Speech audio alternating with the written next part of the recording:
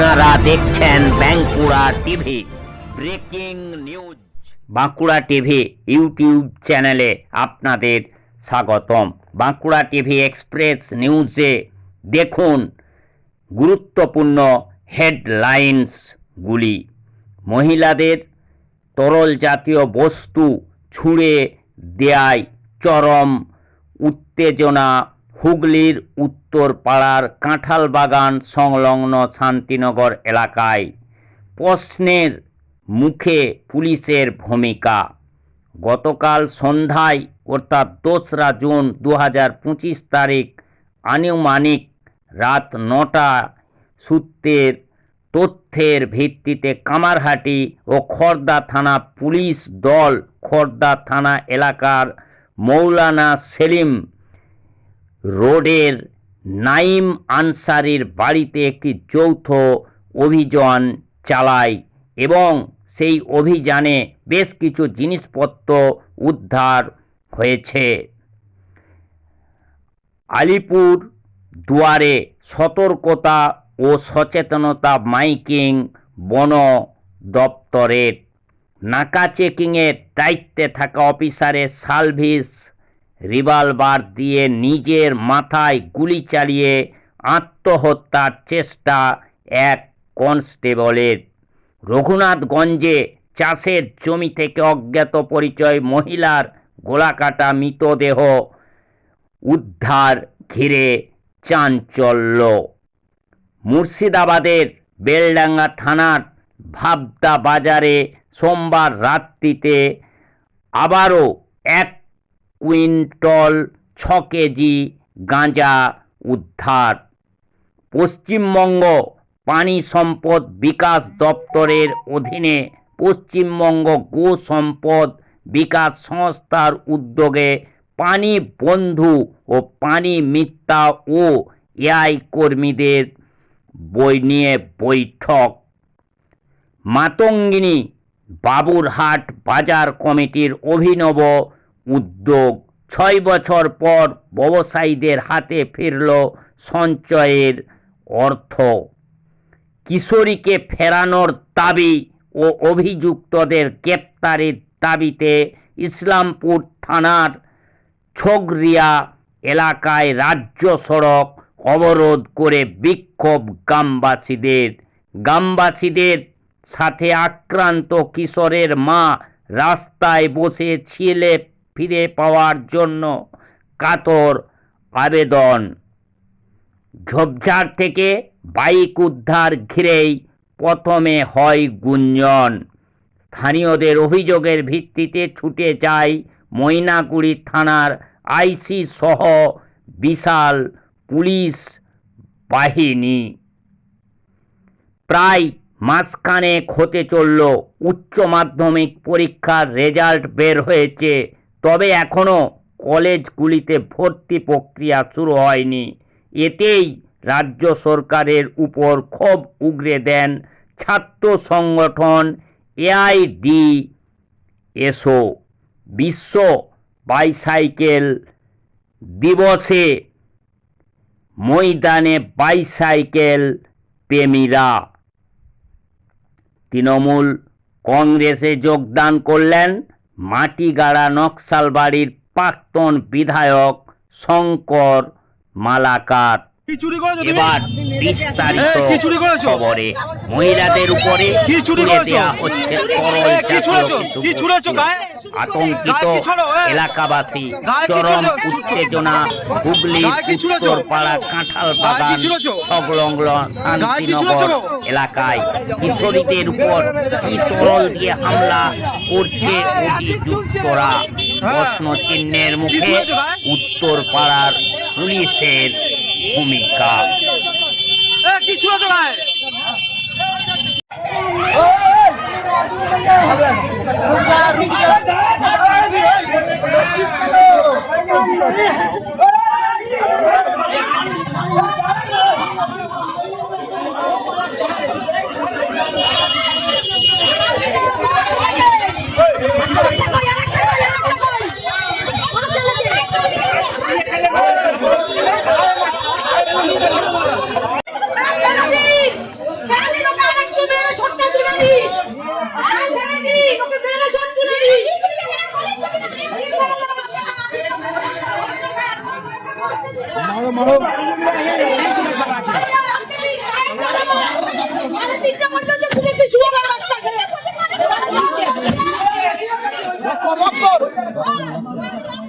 কি হয়েছে ম্যাডাম? দিদিভাই কি হয়েছে? দিদিভাই কি হয়েছে? আপনাদের সাথে কি হয়েছে? কি হয়েছে একটুখানি বলুন। ওই অ্যাসিড ছুঁড়ে মারছে, মোবিল ছুঁড়ে মারছে। কি ছুটছে? অ্যাসিড, মোবিল, পোড়া গাড়ি। কে ছুটছে? কে ছুটছে? চুল কেটে নিয়ে বেচছে, এই করছে। কি হয়েছে দিদিভাই? কি হয়েছে আপনাদের সাথে? কি হয়েছে বলুন। টিউশনি যায় কলেজ করে হ্যাঁ। কোনো টিউশনি বেরোতে পারবে না। আচ্ছা। আচ্ছা। আচ্ছা। কি করছে? কি অসুবিধা করছে?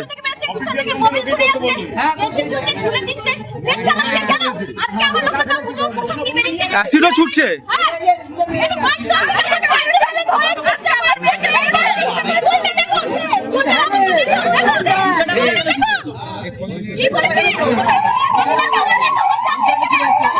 কজন আছে দলে? এই দলে কজন আছে? কজন? আরো কজন আছে?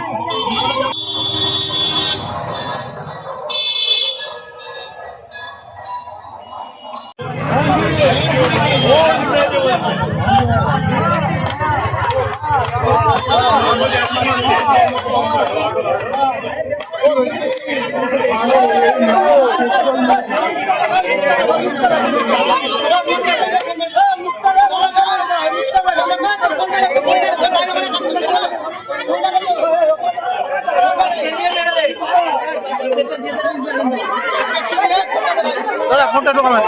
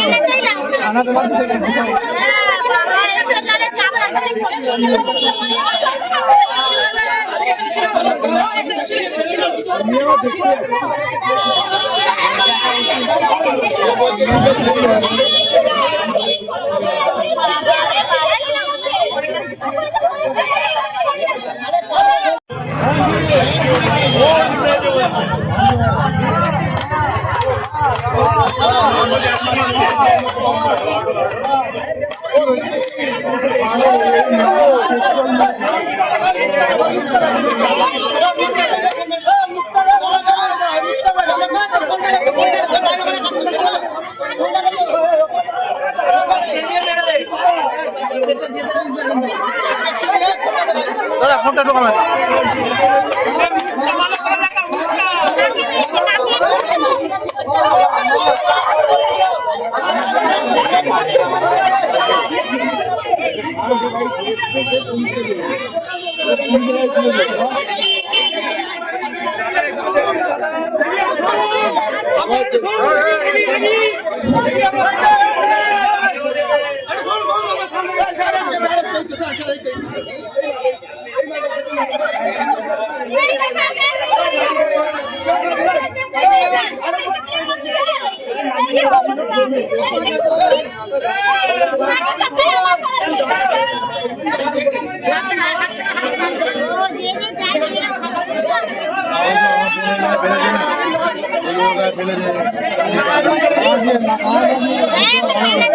ভালো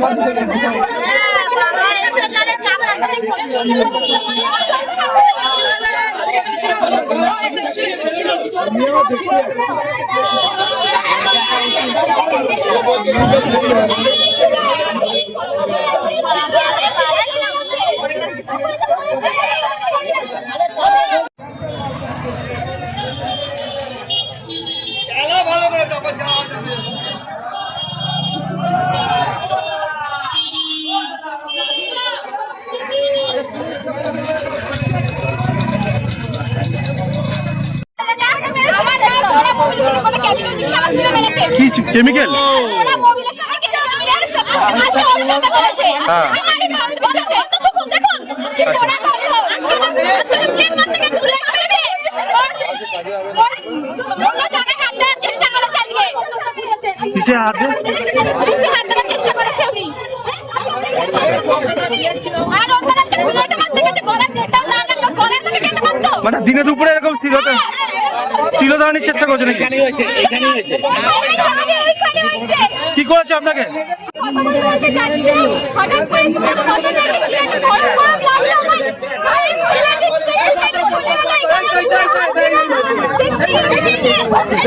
কি ছুঁড়েছে কি ছুঁড়েছে? আমাদের একটা শহরে ঢুকে এটা খুবই খারাপ ঘটনা যে আজকে এই ধরনের একটা লিকুইড জাতীয় বা অ্যাসিড ছুঁড়েছে মহিলাদের ওপর। এটা খুবই খারাপ ঘটনা। কি বলবেন? হ্যাঁ, আজকে শুনলাম এটাই যে স্থানীয় মানুষরা খুব তৎপর হয়ে নজরদারি করে করেছে, পকড়াও করেছে। ইতিমধ্যেই শুনলাম যে 3 জন অ্যারেস্ট হয়েছে, তদন্ত চলছে। উত্তরপাড়া থানা খোকন মণ্ডল, ভাইস চেয়ারম্যান, উত্তরপাড়া প্রথম মিউনিসিপ্যালিটি। দেখুন, আইন শৃঙ্খলা পরিস্থিতি এই নতুন আইসি আসার পরে চুরি, রাহাজানি, মার্ডার এবং আজকে যে ঘটনা ঘটলো নারী পাচার, অনেক রকম ঘটনা ঘটছে। এবং আমরা মনে করি যে এই যে আইসি এসছে, এই আইসি সম্পূর্ণ ব্যর্থ। অবিলম্বে এই আইসিকে সরিয়ে এখানে কোনো সেরকম অফিসারকে আনা উচিত যারা এগুলোকে দেখতে পারবে, অন্তত নিরাপত্তা দিতে পারবে। সাধারণ মানুষ অভিযুক্তদেরকে শনাক্ত করে পুলিশের হাতে তুলে দিচ্ছে। দেখুন, পুলিশের হাতে তো তুলে দিল, তারপরে কি হবে? তারপরে কি সাজা পাবে? আমরা দেখতে চাই তার এগেন্সটে কি সেভাবে সাজা হবে না ছাড়া পেয়ে যাবে। কারণ আমাদের অভিজ্ঞতা হচ্ছে এর আগেও এরকম একটা নারী পাচার করতে গেছিল, যাদেরকে জনগণ তার পরিবারের লোক এনে থানায় তুলে দিয়েছিল। প্রথমে পুলিশ কেস দেয়নি, ছাড়া পেয়ে যায়। পরে আমরা কোর্টের মাধ্যমে অর্ডার এনে এফআইআর করিয়ে তারপর অ্যারেস্ট করিয়েছি। এবং পরে দেখা যাচ্ছে আসামের নারী পাচারের সাথে এরা যুক্ত ছিল। এইটা হচ্ছে উত্তরপাড়ার অবস্থা। মহিলাদের গায়ে তরল জাতীয় জিনিস ছুড়ে দেওয়া হলো দিনে দুপুরে। এটা অনেক দিন ধরে, বেশ কয়েকদিন ধরে এরকম অভিযোগ, একটা র্যাকেট আছে। কি বলবেন এরকম একটা ঘটনা? আমি তো বললাম যে এটা অত্যন্ত চিন্তাজনক বিষয় এবং অত্যন্ত আতঙ্কের বিষয় যে উত্তরপাড়ার মতো শহরে এরকম ঘটনা ঘটছে। পুলিশ যদি অ্যাক্টিভ হতো, আইসি যদি চেত, এই জিনিস বন্ধ করা যেত। আমি জানি না আইসির কি ইন্টারেস্ট এখানে আছে, কিন্তু এই জিনিস চলছে, এটা বন্ধ হওয়া উচিত। মহিলাদের নিরাপত্তা নিশ্চিত। একদমই নেই, মহিলাদের নিরাপত্তা একদমই নেই। মহিলাদের যদি নিরাপত্তা থাকতো তাহলে এই কানাইপুরের ঘটনা ঘটতো না। 48 ঘন্টার মধ্যেও তারা মানে বিষয়টা যদি যখন জানিয়েছিল পরিবার, তখন যদি পুলিশ অ্যাক্টিভ হতো, হয়তো মেয়েটিকে জীবিত অবস্থায় আমরা পেতে পারতাম। প্রণয় রায়। গতকাল সন্ধ্যায় অর্থাৎ 2রা জুন 2025 তারিখে আনুমানিক রাত 9:15টায় তথ্যের ভিত্তিতে কামারহাটি এবং খড়দা থানা পুলিশ দল খড়দা থানা এলাকায় মৌলানা সেলিম রোডের নাইম আনসারির বাড়িতে একটি যৌথ অভিযান চালায়।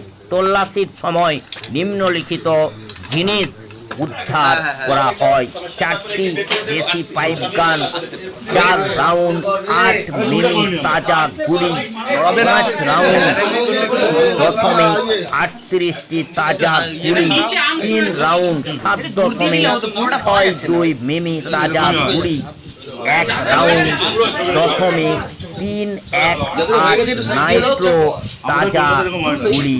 এই জিনিসগুলি প্রক্রিয়া অনুসারে জব্দ বা বাজেয়াপ্ত করা হয়েছে এবং উদ্ধারের সাথে সম্পর্কিত একটি মামলা দায়ের করা হয়েছে।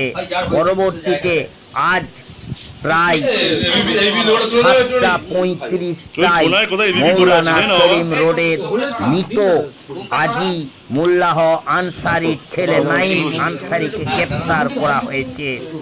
তাকে এলডি আদালতে পাঠানো হবে। মামলার তদন্ত চলছে। আপাতত কোর্টের নির্দেশে অভিযুক্তকে 10 দিনের হেফাজতের আদেশ দেওয়া হয়েছে। এমনই জানালো ব্যারাকপুর নর্থ শ্রী ইন্দ্র বদন হ্যাঁ এরা সব ঠেলে দাঁড়িয়ে আছে।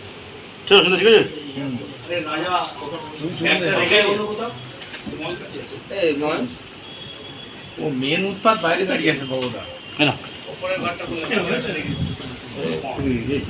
এই সাইলেন্স সাইলেন্স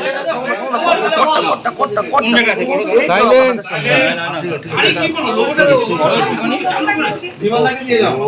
সাইলেন্স আস্তে আস্তে আস্তে আস্তে হাত চলে আসছে তো তোমার ক্যামেরা হাত চলে আসছে না না সাইলেন্স সাইলেন্স সেরকম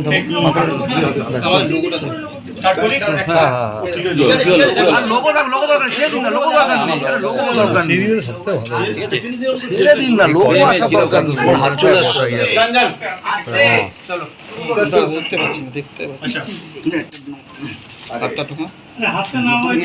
এই সাইলেন্স সাইলেন্স এই তো আর কিছু করার নেই, বলুন শুরু করুন। গতকাল বিকেলে কামারহাটি থানা গোপন সূত্রে অবৈধ অগ্নিয়স্ত্র সম্পর্কে একটা খবর পায়। খবর পাওয়ার সঙ্গে সঙ্গে কাজে নেমে যায় এবং সেটা জানতে পারে কি যে পিওটা আছে ওই পিওটা খড়দা থানা অন্তর্গত। সঙ্গে সঙ্গে খড়দা থানাও যুক্ত হয়ে যায় এটা নিয়ে, আর কামারহাটি এবং খড়দা থানা একটা জয়েন্ট রেডিং টিম গঠন করা হয়।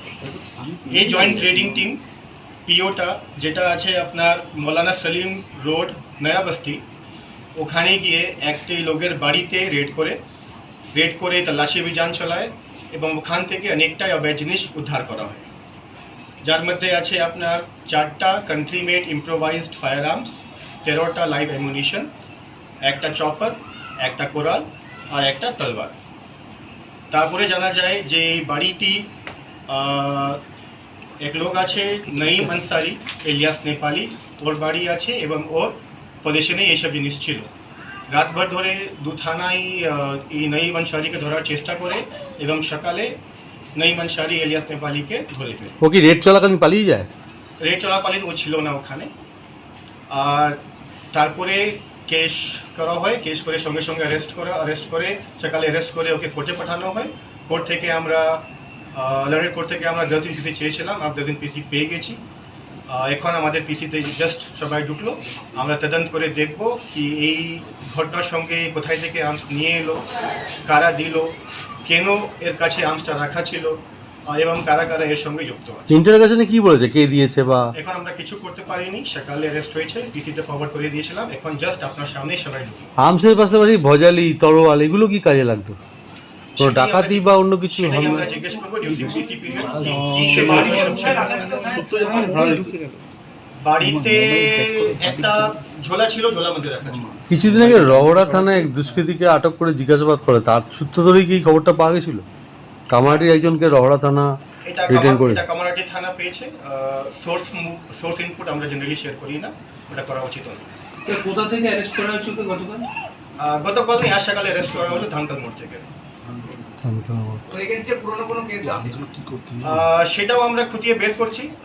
এখন অবধি যে আসামির স্টেটমেন্ট আছে ওর উপরই বিশ্বাস করে কিছু আমি বলতে চাই না, ওটা ভেরিফাই না, ও তো আগে একাধিক অপরাধে গ্রেপ্তারও হয়েছিল, সেটা কি কি কেস? সেটা আমাকে ভেরিফাই করতে হবে, আমি এমনি বলতে পারবো না। Thank you.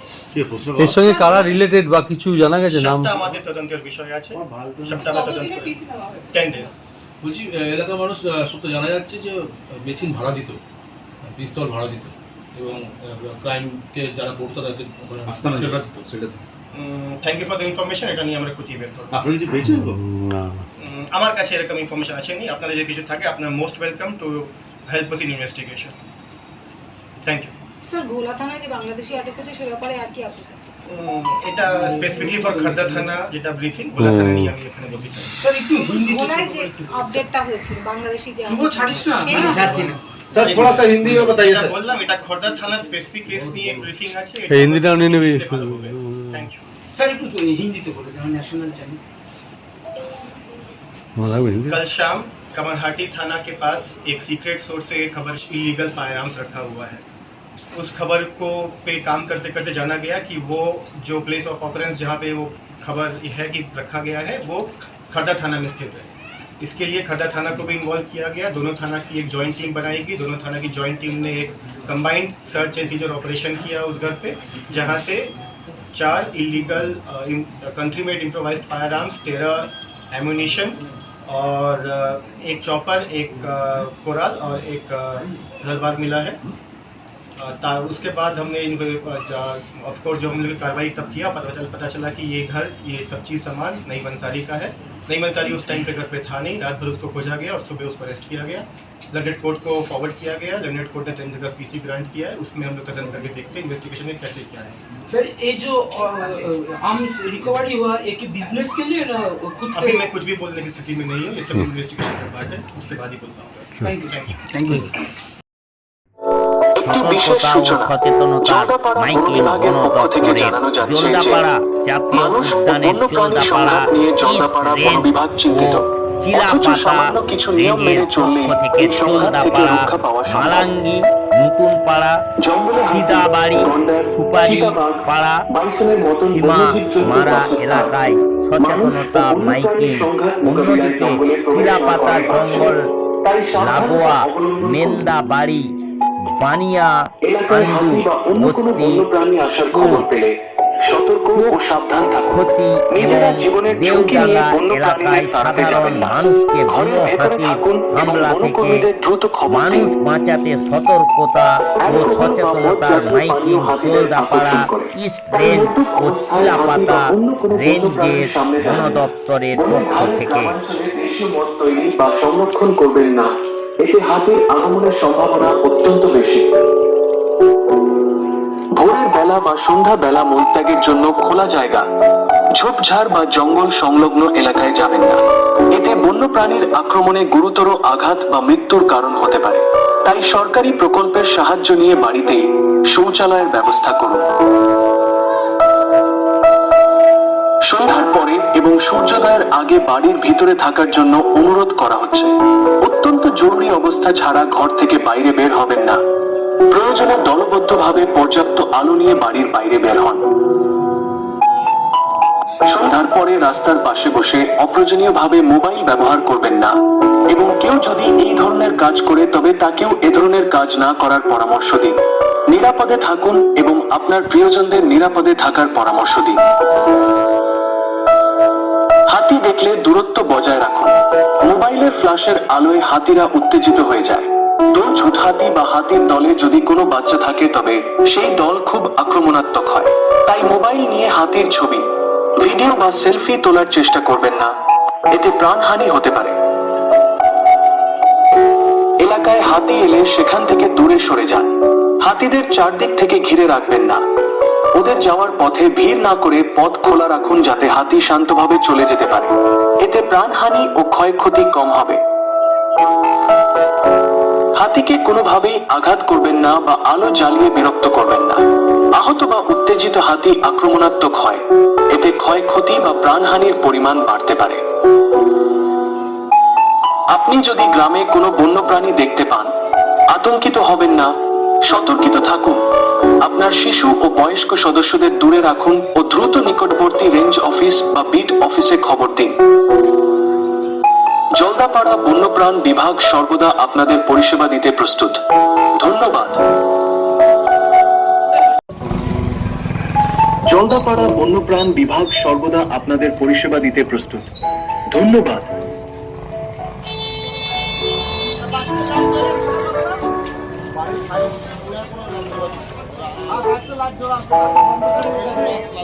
একটি বিশেষ সূচনা। জলদাপাড়া বন বিভাগের পক্ষ থেকে জানানো যাচ্ছে যে মানুষ ও বন্যপ্রাণী সংঘাত নিয়ে জলদাপাড়া বন বিভাগ চিন্তিত। অথচ সামান্য কিছু নিয়ম মেনে চললেই এই সংঘাত থেকে রক্ষা পাওয়া সম্ভব। জঙ্গলে হাতি, গন্ডার, চিতাবাঘ, বাইসন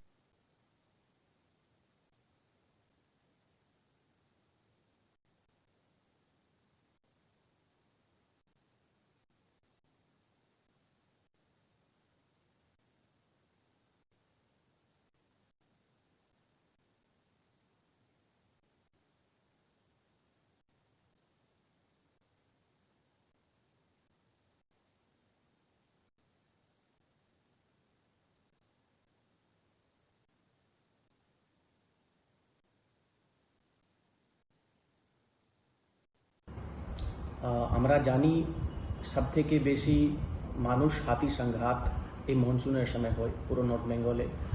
মই থেকে জুলাই মাসে সব থেকে ম্যাক্সিমাম এই সংঘাত হয়। তার জন্য আমরা স্পেশাল জলদাপাড়াতে স্টেপ নিয়েছি। আমরা অনেক অ্যাওয়ারনেস করছি। টোটাল 40 টিম ডেলি বিভিন্ন এরিয়াতে, বিভিন্ন যে জঙ্গল লাগোয়া এরিয়া আছে, টি গার্ডেন এরিয়া আছে, যেখানে বেশি হাতি বের হয়, রাত্রে বের হয়, দিনে বের হয়, ওখানে আমরা গিয়ে অ্যাওয়ারনেস করছি। আমরা পাবলিককে বোঝাতে চাইছি কি আপনারা নিজে হাতিকে কখনো তাড়াবেন না, ওনাদেরকে বিরক্ত করবেন না। আপনারা যখন খবর পাবেন কোনো হাতি আপনার গ্রামে ঢুকেছে, আপনারা ফরেস্ট ডিপার্টমেন্টকে বলুন এবং আপনারা নিজে বাড়ি থেকে বের হয়ে ওনাদেরকে তাড়ানোর চেষ্টা করবেন না। এটা খুব রিস্কি কাজ, তো আমাদের স্টাফকে করতে দিন। আমরা ডেলি রাতে 28 টিম ডিউটি করছে, মোটামুটি 200 লোক ফরেস্ট স্টাফ এবং JFMC মেম্বার মিলিয়ে এলিফেন্ট এবং মানুষের সংঘাতকে রোকথাম করার জন্য ডেলি রাত্রে ডিউটি করছে, 24/7 ডিউটি করছে এবং রাত্রে বেশি ডিউটি করছে। আমরা daily 2000 SMS public representative, different OCIC, BDO, প্রধান এবং যা যা মেম্বার রয়েছে ওনাদেরকে আমরা ডেলি মেসেজ করি কোথায় হাতি আজকে আছে, কোথায় বের হতে পারে, আমরা লোকেশন ওনাদেরকে জানাই এবং আমরা ডেলি GPS বেসড মনিটরিং করি, GPS বেসড পেট্রোলিং করি আমাদের টিম ডেলি যারা ডিউটি করে।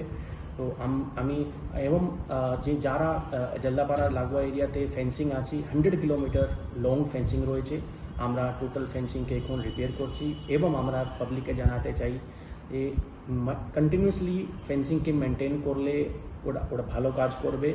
একবার ড্যামেজ হলে প্রচুর রিসোর্সেস লাগে, তো আমরা আশা করি পাবলিক এবং ফরেস্ট ডিপার্টমেন্ট মিলিয়ে সব ফেন্সিংকে ভালো রাখার জন্য চেষ্টা করবে। এবং আমরা জলদাপাড়াতে এবছর মোটামুটি 700 একড় গ্রাসল্যান্ড রেডি করছি। তার জন্য আমরা মোটামুটি 14 থেকে 16 জায়গা এবং 10 থেকে 12 স্পিসিস আমরা রেডি করেছি। ওটা আমরা এই মনসুনের যে সময় চলছে আমরা ফিল্ডে ওটাকে লাগাবো। ওটা হচ্ছে মেগা হার্বিভোরসের জন্য, খাবার জন্য আমরা আমাদের গ্রাসল্যান্ডস রেডি করছি। আমরা আশা করি পাবলিক আমাদের সাপোর্ট করবে এবং ফরেস্ট ডিপার্টমেন্ট এবং জঙ্গল লাগোয়া এরিয়াতে এবং টি গার্ডেন এরিয়াতে যে পাবলিক থাকে সব মিলিয়ে মানুষ হাতির সংঘাতকে কমাতে পারবে। Thank you. নাকা চেকিং এর দায়িত্বে থাকা অফিসারের সার্ভিস রিভলভার দিয়ে নিজের মাথায় গুলি চালিয়ে আত্মহত্যার চেষ্টা এক কনস্টেবলের। উত্তর 24 পরগনার গোপালনগর থানার 10 মাইল এলাকায় সোমবার রাতে নাকা চেকিংয়ের আউটপোস্টে ডিউটি পরিবর্তনের সময় নাকা চেকিংয়ের দায়িত্বে থাকা অফিসারের সার্ভিস রিভলভার দিয়ে নিজের মাথায় গুলি চালিয়ে আত্মহত্যার চেষ্টা করে।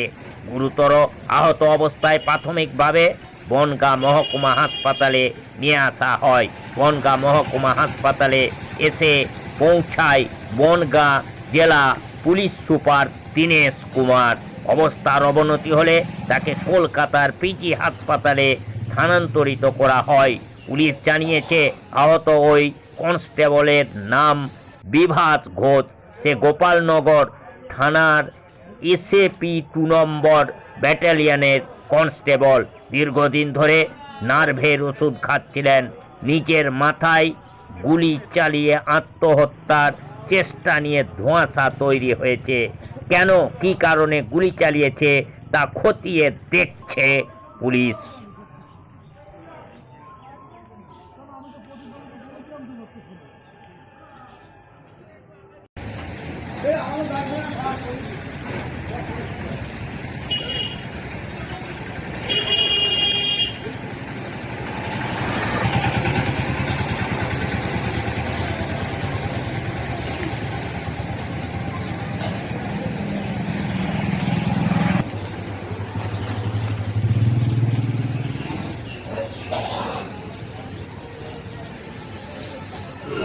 তারপর দেখলাম ওখানে লোকজন জড়ো হয়ে রয়েছে। তারপরে ওখান থেকে আসার পথে যে অফিসার ছিল ওনারা সবাই মানে কান্না করার মতো অবস্থা। তো আমরা সবাই মিলে ধরে গাড়িতে করে নিয়ে আসি। বক্তব্য করছি কী করেছে বলতে পারবো না আমি। বক্তব্য করাচ্ছি। স্যার মানা করেছে। একটুখানি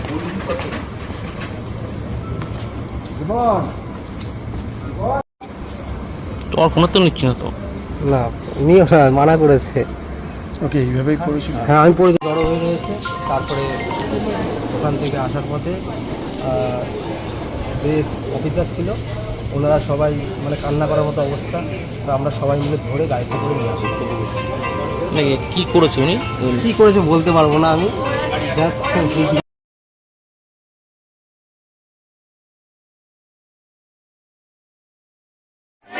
রঘুনাথগঞ্জে চাষের জমি থেকে অজ্ঞাত পরিচয় মহিলার গলা কাটা মৃতদেহ উদ্ধার, এলাকায় চাঞ্চল্য। রঘুনাথগঞ্জ থানার রানীনগর এলাকায় চাষের জমি থেকে অজ্ঞাত পরিচয় এক মহিলার গলা কাটা রক্তাক্ত মৃতদেহ উদ্ধার হওয়ায় এলাকায় ব্যাপক চাঞ্চল্য ছড়িয়েছে।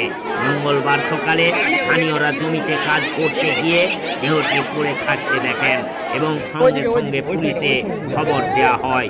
খবর পেয়ে ঘটনাস্থলে পৌঁছায় রঘুনাথগঞ্জ থানার পুলিশ। পুলিশ সূত্রে জানা গেছে মৃত দেহের পরিচয় এখনো পর্যন্ত জানা যায়নি। প্রাথমিকভাবে ধারণা করা হচ্ছে মহিলাকে গলা কেটে খুন করে ফেলে রাখা হয়েছে। দেহটি উদ্ধার করে ময়না তদন্তে পাঠানো হয়েছে। পুলিশ ঘটনার তদন্ত শুরু করেছে এবং মৃতার পরিচয় ও হত্যার কারণ জানার চেষ্টা চালানো হচ্ছে। ঘটনার পেছনে ব্যক্তিগত শত্রুতা, পারিবারিক বিবাদ বা অন্য কোনো অপরাধমূলক চক্র জড়িয়ে রয়েছে কিনা তাও খতিয়ে দেখা হচ্ছে। এখনো পর্যন্ত কাউকে গ্রেপ্তার করা হয়নি। ঘটনাটি নিয়ে রানীনগর সহ গোটা এলাকায় আতঙ্কের পরিবেশ তৈরি হয়েছে। নাম্বারটা নেন, বডিটা কোন জায়গাটা করেছিল? আরো ভিতরে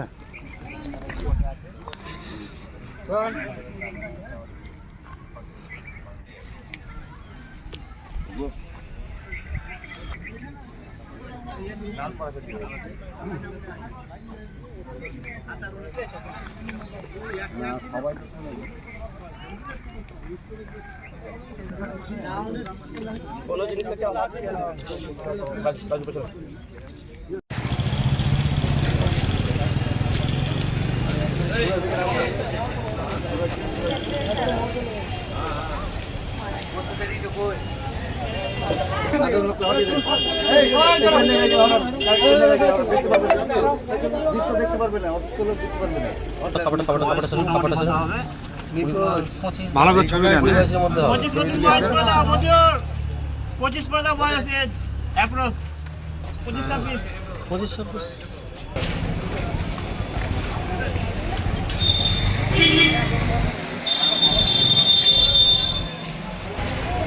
দাদা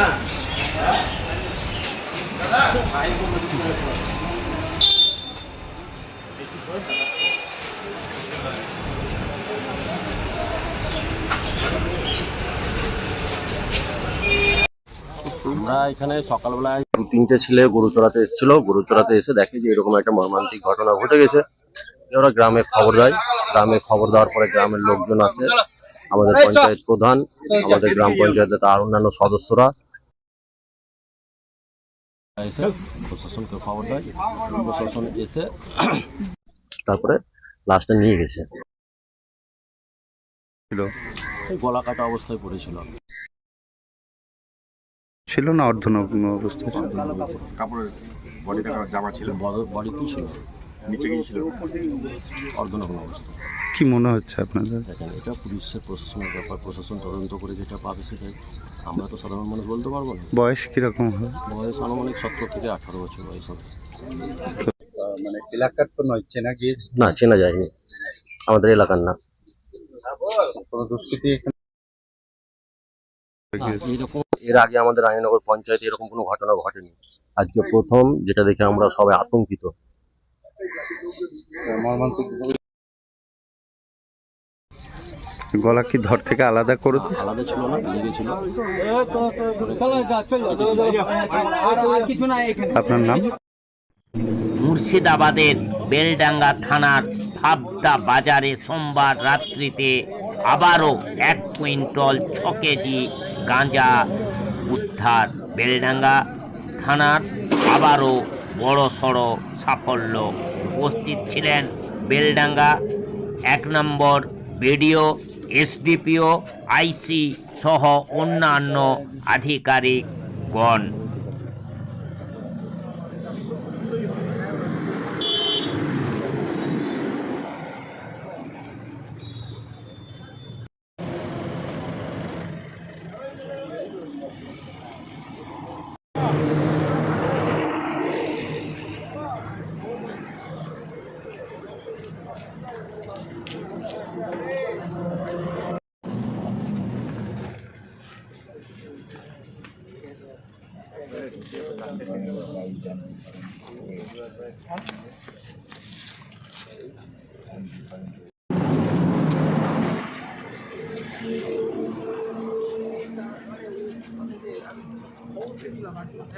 সেই বস্তার মধ্যে আগে বের করে গুনতিও, না না না, এক একটা করে বস্তা, এই বস্তায় কটা আছে, এই বস্তায় কটা আছে, আলাদা আলাদা করে এই বস্তায় কত হলো তো সেখানে নিয়ে আসো, এখানে বের করে বের করে দাও।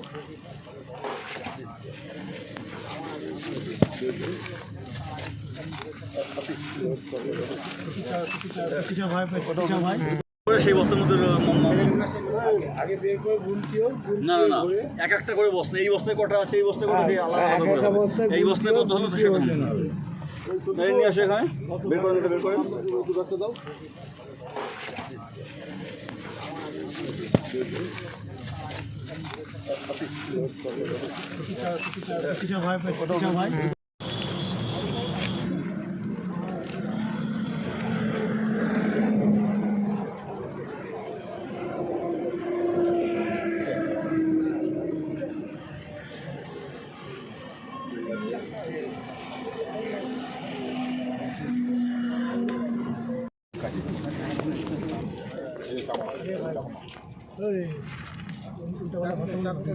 কাটো কাটো কাটো ভিডিও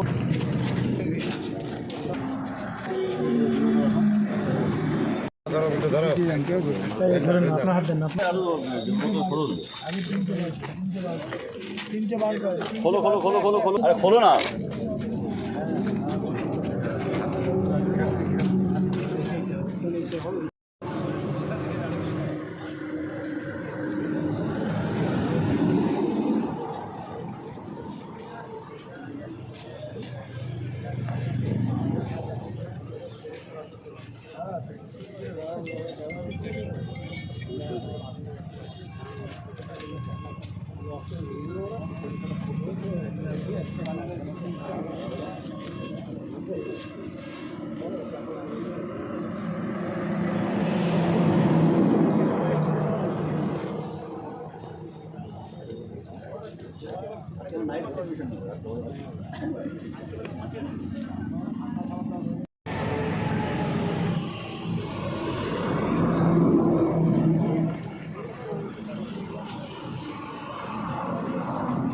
লাইটটা হালকা লাইটটা দিয়ে দাও, পরে দাও পরে দাও পরে দাও।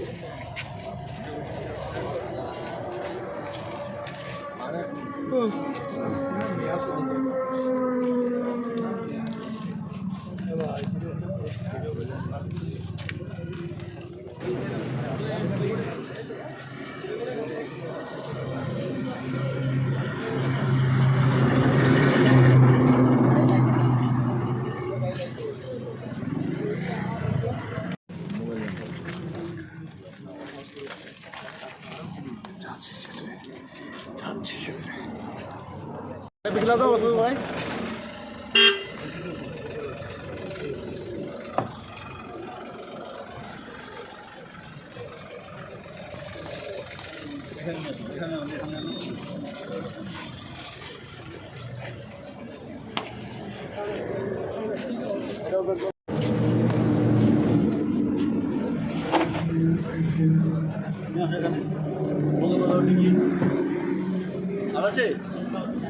বন্ধ করো।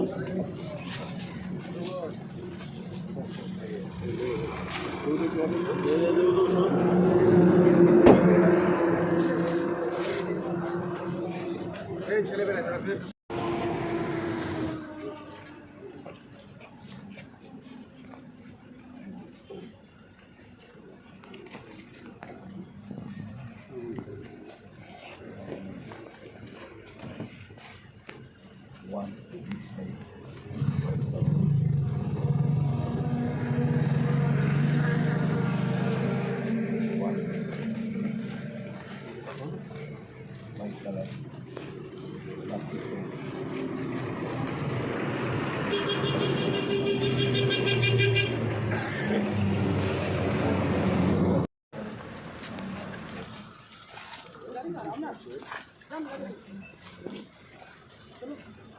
জল জল জল জল জল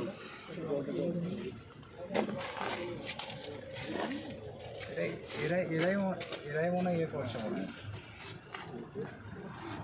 এরাই মনে হয় ওই আবার এই পন্থী এরাই মনে হয় বলতে পারছি। আমি এসআই অরূপ কুমার সরকার, বর্তমানে বেলডাঙ্গা থানায় কর্মরত আছি। আজ ইংরেজি 2/6/2025 তারিখ 8:25 আমি একটা খবর পাই যে একটা বহরমপুরের দিক থেকে সাদা মারুতি গাড়িতে, নেক্সন গাড়িতে কিছু নিষিদ্ধ মাদকদ্রব্য নিয়ে আসছে। সেই খবর পাওয়ার মতো আমি বিষয়টা সঙ্গে সঙ্গে আইসি সাহেবকে জানাই এবং আইসি সাহেবের ইনস্ট্রাকশন মতো আমি আমার মালখানা থেকে নির্দিষ্ট জিনিসপত্র নিয়ে ও আমার ফোর্স সহ আমি ভাপ্তা রেলগেটে তাকে আটকানোর জন্য এসে ওয়েট করি। কিছুক্ষণ ওয়েট করার পরে আমরা সেই রকম একটা গাড়ি দেখতে পাই। সেই গাড়িটাকে আমরা ধাওয়া করি। ধাওয়া করতে করতে ভাপ্তা বাজার পার করে সেই গাড়িটা বুঝতে পেরে, পুলিশের গাড়ি বুঝতে পেরে সে টার্ন করে আবার পুরো বহরমপুরের দিকে যায়। তখন আমরা গাড়িটা সাডেন ব্রেক করি, কিন্তু ওখানে দুজন ছিল, সঙ্গে সঙ্গে পালিয়ে যায়। কিন্তু গাড়িটাকে আমরা আটকাতে পেরেছি।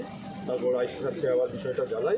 তারপরে আইসি সাহেব আসলেন, বিডিও সাহেব এবং এসডিপিও সাহেব আসলেন। আমি দুজন সাথীকেও জোগাড় করেছি।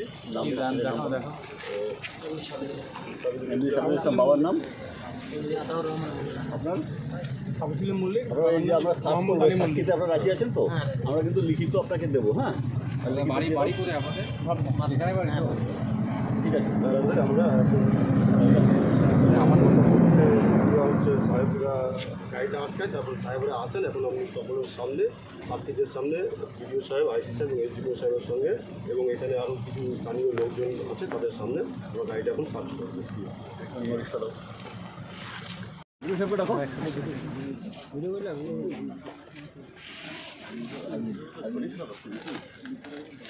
এই গাড়িটা ছিল না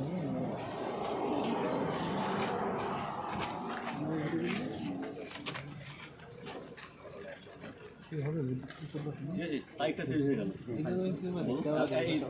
কখন শুরু করেছিল? আচ্ছা, আমি এসআই অরূপ কুমার সরকার, বেলডাঙ্গা থানা। আজকে আমি খবর পেয়ে যে টাটা নেক্সন গাড়িটা ধরেছিলাম, ওখান থেকে সাহেব, আইসি সাহেবের সামনে এবং সাক্ষীদের সামনে সার্চ করে আমরা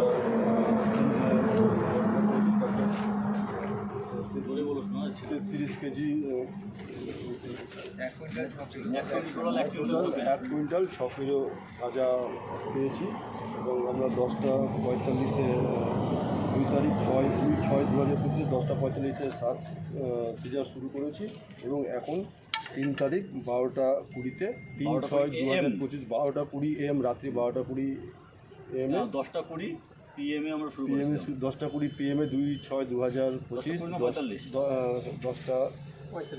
10:45 PM আমরা শুরু করি এবং আজ 3/6/2025 12:20 PM আমরা AM সমস্ত কাজ কমপ্লিট করে সার্চ সিজার লেভেল প্যাকেট সব কমপ্লিট করি। এখন আমরা ভিডিও অফ করছি।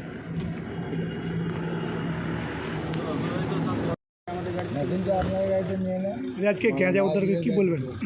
আজকে ভাবতাতে এনএইচের উপরে আমাদের যে স্পেশাল অপারেশন গ্রুপ আছে মুর্শিদাবাদ ডিস্ট্রিক্ট পুলিশের, তার সাথে আমাদের বেলডাঙ্গা থানার যে অফিসার ছিল আরটি মোবাইল, তার কাছে একটা স্পেসিফিক ইনফরমেশান আসে যে একটি নর্থ বেঙ্গল থেকে একটি গাড়িতে করে টাটা নেক্সন, সে গাড়িতে করে কিছু কন্ট্রাব্যান্ড যেটা বেসিক্যালি গাঁজা ছিল সেটা এখান থেকে কলকাতার উদ্দেশ্যে যাচ্ছে। সেই মতো আমরা এখানে ইন্টারসেপ্ট করা হয়, ইন্টারসেপ্ট করে গাড়িটাকে সিজ করে গাড়িটাকে দাঁড় করানো হয়। গাড়ির মালিক যে ছিল সে হচ্ছে গাড়ি থেকে বেরিয়ে যায় গাড়িটি ছেড়ে।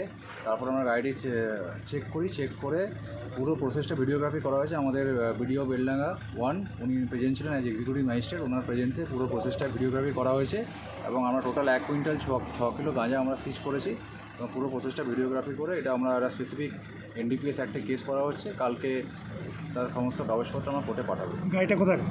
গাড়িটা বেসিক্যালি আমরা যেটা আমরা নিয়ে দেখলাম, ওর যে নাম্বার আছে সে নাম্বার সার্চ করে দেখা গেলো গাড়িটি হচ্ছে সেবক রোড, যেটা শিলিগুড়ি কমিশনারের জায়গা, সেখানকার একটি গাড়ি।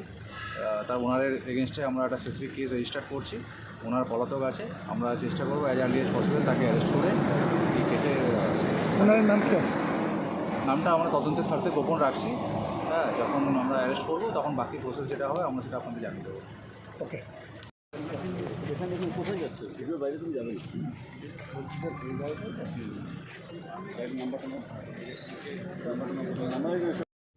আচ্ছা, এখানে কি হয়েছে? এখানে আমি আমার দোকান আছে, দোকান বন্ধ করে আমি আসছিলাম চা খাওয়ার জন্য। হঠাৎ দেখি রোডের ধারে অনেক পুলিশের গাড়ি, তাই দেখি নেমে দেখলাম যে এখানে একটা টাটা নেক্সনে 106 কেজি গাঁজা ধরা পড়েছে। সেটা আমি দেখলাম, এটা গাড়িটা বেলডাঙ্গা থেকে কলকাতা পান যাচ্ছিল। কোন গাড়ি? টাটা নেক্সন। কি নাম আপনার? আমার নাম মোহাম্মদ কামরুজ্জামান। পশ্চিমবঙ্গ পানি সম্পদ বিকাশ দপ্তরের অধীনে পশ্চিমবঙ্গ গো সম্পদ বিকাশ সংস্থার উদ্যোগে পানি বন্ধু ও পানি মিত্তা ও এআই কর্মীদের নিয়ে পূর্ব বর্ধমানে বৈঠক ধাত্রিগ্রামের উবরসি সিনেমা হলে। উপস্থিত ছিলেন পশ্চিমবঙ্গ সরকারের মন্ত্রী স্বপন দেবনাথ এবং পানি সম্পদ বিকাশ দপ্তরের সিইও গৌরীশঙ্কর কোনার সহ অন্যান্য বিশিষ্ট ব্যক্তিবর্গ। সাম্মানিক ভাতাটা 1,500 টাকা থেকে এখন 550 টাকা হয়েছে, 5,500। তাছাড়াও যে ইনসেন্টিভগুলো আরও যে কাজ আছে সেগুলো সঠিক করলে প্রায় দেখা যাবে এক একটা মানুষের, এক একটা যারা আমাদের প্রাণীবিদরা প্রাণীবন্ধু এআই কার্ড আছেন তারা মাসে প্রায় 100 টাকা পর্যন্ত তাদের আয় হতে পারে। এটা বুঝিয়ে বলার জন্য আমরা এসেছি। আপনাদের অনুদান থাকতে পারে, কিন্তু আমাদের সরকার এসে একটা কথাই বলবো যে মানুষের জীবনে দুধের প্রয়োজন হয়, মানুষের প্রয়োজন হয়। এক সময় দপ্তর নিয়ে কেউ এতটা ভাবেনি, কিন্তু বাংলার মুখ্যমন্ত্রী ভেবেছেন রাজ্যের মানুষের জনসংখ্যার ভিত্তিতে দুধের ঘাটতি যদি আমরা পূরণ করতে পারি, মাংসের ঘাটতি যদি পূরণ করতে পারি, তার মধ্যে মাছ আছে, তাহলে প্রাণী পালনের ওপর গুরুত্ব দিতে হবে। আর সেই প্রাণী পালনের ক্ষেত্রে প্রাণী চিকিৎসার ওপরও গুরুত্ব দিতে হবে। তাই গুরুত্ব দেওয়ার জন্যই প্রাণী মিত্রা, প্রাণী সেবী, প্রাণী বন্ধু এবং মৈত্রী আছে। গোটা রাজ্যের সংখ্যা কত? প্রায় 8,000। এআই ওয়ার্কার 8,000, প্রাণী মিত্রা 5,000, মোট 13,000 গোটা রাজ্যে। এই 13,000 এটা নিয়ে আমি ভাবছি দীর্ঘ কয়েক বছর ধরে আমাদের এমডি আছেন এখানে, গৌরীশঙ্কর বাবু এখন সিও, আগে লাইভস্টক ডেভেলপমেন্ট কর্পোরেশনে ছিলেন, এখন এই গো সম্পদ বিভাগে উনি দায়িত্বপ্রাপ্ত হয়েছে। আমি নিজেই বলবো ওনাকে, যিনি বললেন বলবো তার চেয়ে মধ্যে বেশি আমি কথা বলবো ওদের হয়ে। এটা আমাদের জানা নেই যে আমি বলি যে এদের কিছু করা দরকার, তার কারণ এরা যদি সত্যিকারের কাজ করে যখন পায় আরো কিছু করতে পারলে এদের উৎসাহ বাড়বে। আমরা সেই হিসেব নিকেশ করছি কোথা থেকে টাকাটা আসবে। আপনারা নিজেই জানেন, জেনে শুনেও বলেন না যে আপনাদের মারফতেই তো এখানে বিএলওরা আছে 5টি ব্লকে। আমি তাদেরকেও সম্মান জানাচ্ছি যে এরা এই আয়োজনটা করেছে। আমাদের ডক্টর গৌরীশঙ্কর কোনার তো আমাদের সম্পদ বিভাগের এখন অফিসার হয়েছে, আগে এডিসি ম্যানেজিং ডাইরেক্টর ছিলেন, যেখানে হরিণঘাটা মানুষের ব্যাপার। ডক্টর বিশ্বনাথ মিত্র এখানে বিএলডিও কালনা 2 আছেন, শান্তনু বর্মন কালনা 1 আছেন, দেবব্রত তোলা Purbasthali 2, Gurupada Mandi Purbasthali 1, Kaushik Sarkar Manteswar, Sukumar Chatterjee DD ARD deputy director আছেন, সুকুমার বাবু ইয়ে আছেন এখানে, ডক্টর অনুপম রক্ষিত ডিইও পূর্ব বর্ধমান, সৌমেন চ্যাটার্জি স্টেট থেকে এসেছেন, এপিডাব্লিউ তিনি এখানে আছেন। এর যথেষ্ট সহযোগিতা আছে। আপনারা যে কথা বলতে পারেন না তার চেয়ে বেশি কথা আমি বলি দরকার। এবার হয়তো জানা নেই, কিন্তু মন্ত্রী কিন্তু বাইরে বলতে পারেন না। আপনি শুরুটার আগেই আমাকে ডিস্টার্বটা করে দিলেন, এর জন্য আমি কিন্তু সত্যি বলতে সমস্ত অফিসারদের সামনে আপনি বলার আগেই আমাকে মনটা ওই দিয়ে ড্রাইভার করে দেন। আর কি কাজ করলে আপনাদের 5,500 টাকা ইনসেন্টিভ ছাড়াও আরো আয় কিভাবে বাড়তে পারে সেই ব্যাখ্যাটা দেওয়ার জন্য বলেছে যে বুঝিয়ে বলুন। এদের যেটা দাবি আছে আমি জানি, সে দাবি পুরো মমতা ব্যানার্জি করবে, কিন্তু মমতা ব্যানার্জির প্রতি আমাদের দায়বদ্ধতা আছে, সেটাও পূরণ করতে হবে। কখনোই 13,000-এর কথা কেউ ভাবেনি, আমরা কিন্তু ভাবছি। প্রাণীমিত্রা 5,000, ইয়ারবার তার 8,000।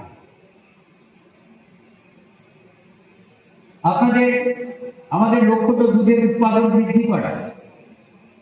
তার জন্য যে এআই হয়, যারা আছেন প্রাণীবন্ধু প্রাণীমিত্রে, যে এক্ষুনি আমাদের ডিস্ট্রিক্টের পশ্চিমবঙ্গের হিসেবে আমি জানিনি, বর্ধমান জেলাতে কালনা মহকুমায় 246 জন আছেন। 200 আমের আছেন, এখানে শ্রাবণী আছেন, সহসভাপতি অশোক আছেন, আমাদের রয়েছে আনিসিক আলু মোল্লা, আমাদের উপস্থিত সভাপতি আছেন, আর সোমা আছেন। আমি একটুকু শুধু বলবো যে আপনারা যদি কাজটা ভালো করে করেন আমাদের উৎসাহ থাকবে, আর আপনাদের আয় যাতে বাড়তে পারে আমরা সেটা ভাবছি। স্থায়ী পদে নিয়োগের দাবি অনেকদিন ধরে আছে, সে ব্যাপারের মধ্যে আমি প্রস্তাব রেখেছি, এখনো চারিদিকে দেখতে পাচ্ছেন কিভাবে, কিন্তু আপনাদের আয়টা কিভাবে বাড়তে পারে, আপনারা কাজটা করে বাড়তে পারে, সেই ক্ষেত্রে কোনো অসুবিধা হচ্ছে। আমি যা খবর নিয়েছি, আমাদের এই সমাজ হিসেবে যখন এই জেলা থেকে 246 জন এখনো পর্যন্ত ইনসেন্টিভ পেয়েও 23-24 আর্থিক বছর আমরা কত টাকা দিয়েছি? 5,500 ছাড়াও প্রাণীমিত্রা পেয়েছে। কালনা মানে ভ্যাকসিনেশন চার্জ 23-24 2,316,000 টাকা, আর আধার চার্জ 1,20,960। কালনা টুতে 2,22,271, আধার চার্জ ওটা ছাড়াও ভ্যাকসিন চার্জ ছাড়াও 7,97,060। পূর্বস্থলী 1 1,77,130, আধার চার্জ ভ্যাকসিন চার্জ ছাড়াও 35,528। পূর্বস্থলী 2 2,58,824, আর আধার চার্জে পেয়েছেন 19,819। মন্তেশ্বর 4,85,935, আর আধার চার্জ পেয়েছেন 59,261। ভ্যাকসিন চার্জেস পেয়েছেন 1,60,475, আধার চার্জেস পেয়েছেন 97,350, টোটাল 2,57,825 টাকা। কালনা 2 24-25-এ 1,67,390, আধার চার্জে 1,07,210, টোটাল পেয়েছেন 2,74,600 টাকা। পূর্বস্থলী 1 24-25-এ 1,53,255, আধার চার্জে পেয়েছেন 2,33,320, আর টোটাল পেয়েছেন 1,76,575 টাকা। পূর্বস্থলী 2 তারা ভ্যাকসিন চার্জ পেয়েছেন 24-25-এ 2,56,836 টাকা, আর আধার চার্জে পেয়েছেন 5,780 টাকা। মোট পেয়েছেন 2,62,616 টাকা। মন্তেশ্বর পেয়েছেন, আমেদ আছেন, আপনি 24-25-এ পেয়েছেন 4,40,395 টাকা, আর আধার চার্জ হিসেবে পেয়েছেন 56,249 টাকা। মোট পেয়েছেন 5,03,164 টাকা।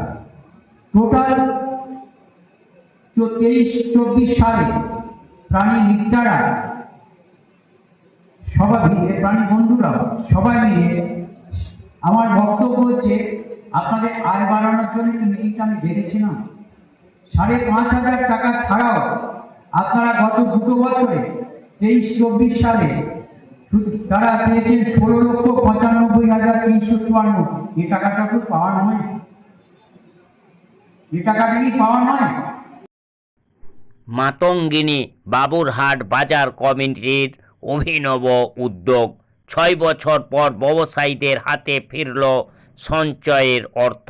মুর্শিদাবাদ জেলার ফারাক্কা থানার বেনিয়া গ্রামের মাতঙ্গিনী বাবুরহাট বাজার কমিটির ব্যবসায়ীরা কয়েক বছর ধরে এক ব্যতিক্রমী সঞ্চয় প্রকল্প পরিচালনা করে আসছেন।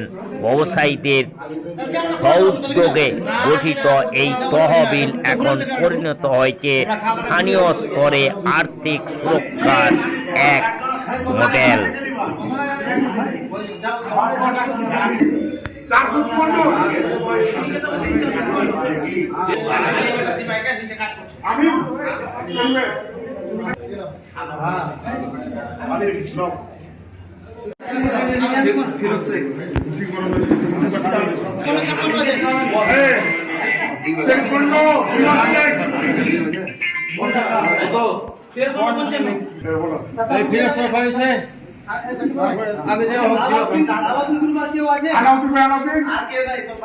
ফিরোজের নামটা বলুন। আমার দুটো আছে, দিয়ে দাও।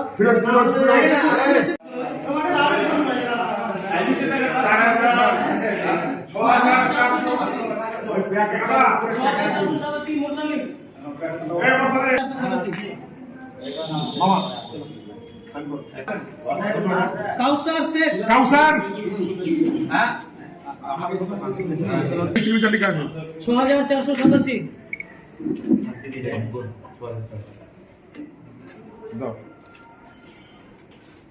কাউসার শেখ।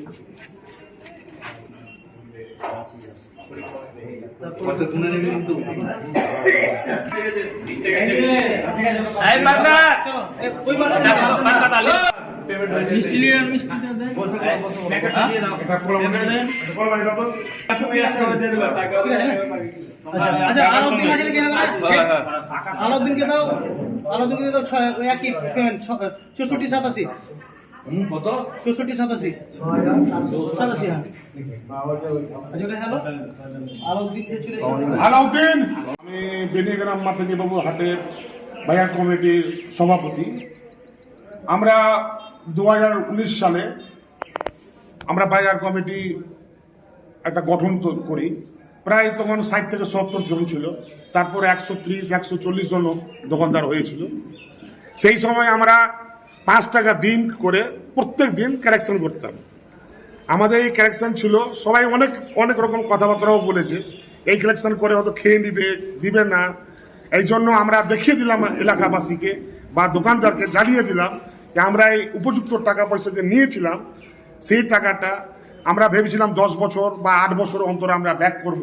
সেই পয়সাটা নিয়ে কিছু দোকানদার ব্যবসায়িক কোনো কিছু দোকানে মাল টাল ভরবে, তার বেচা কেনা বেশ ভালো হবে। ওই জন্য আমরা একটা মিটিং কমিটি ডেকে মিটিং করেছিলাম। মিটিং করে আমরা দেখলাম কি উপযুক্ত সময় হয়েছে।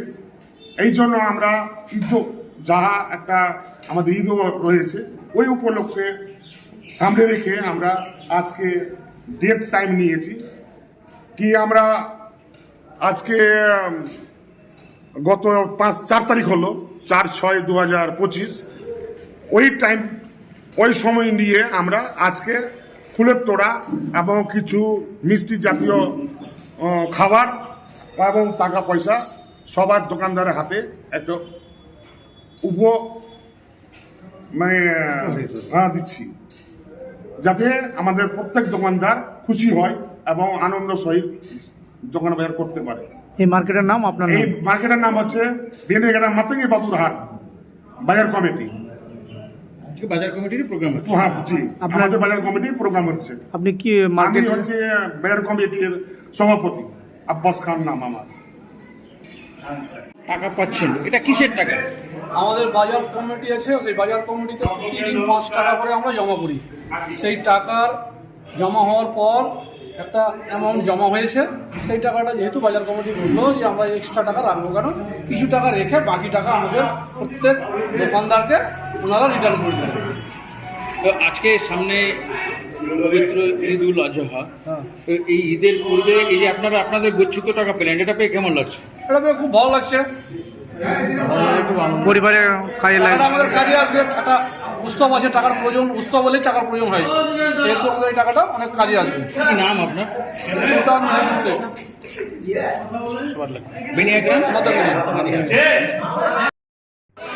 কিশোরীকে ফেরানোর দাবি ও অভিযুক্তদের গ্রেপ্তারের দাবিতে ইসলামপুর থানার চৌঘরিয়া এলাকায় রাজ্য করে বিক্ষোভ করে গ্রামবাসীরা।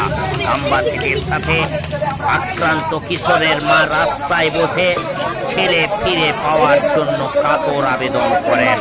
খবর পেয়ে ঘটনাস্থলে ইসলামপুর থানার পাটাগোড়া ফাঁড়ির বিশাল পুলিশ বাহিনী এসে পরিস্থিতি নিয়ন্ত্রণে আনে। প্রায় 1 ঘন্টা ধরে চলে অবরোধ বিক্ষোভ। ঘটনাস্থলে ইসলামপুর থানার পাটাগোড়া ফাঁড়ির পুলিশ বাহিনী আসে এবং এই বিশাল পুলিশ বাহিনী চেষ্টা করে এই অবরোধ খোলার। অবশেষে পুলিশের আশ্বাসে অবরোধ তুলে নিল বিক্ষোভকারীরা। তবে তাদের দাবি পূরণ না হলে তারা আরো বৃহত্তর আন্দোলনের হুঁশিয়ারি দেন, এমনটাই জানা যাচ্ছে গ্রামবাসীদের সূত্র মারফত।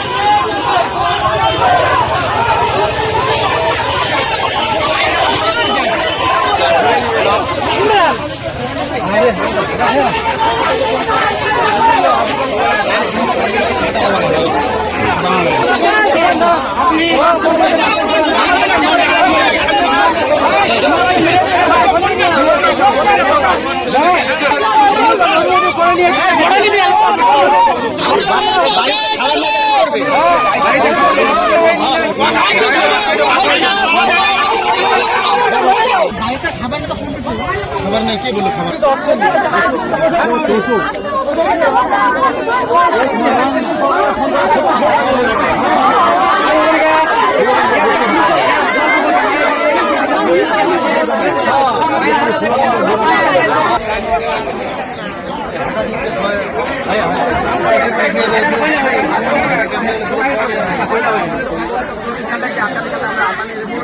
তারপরে আমরা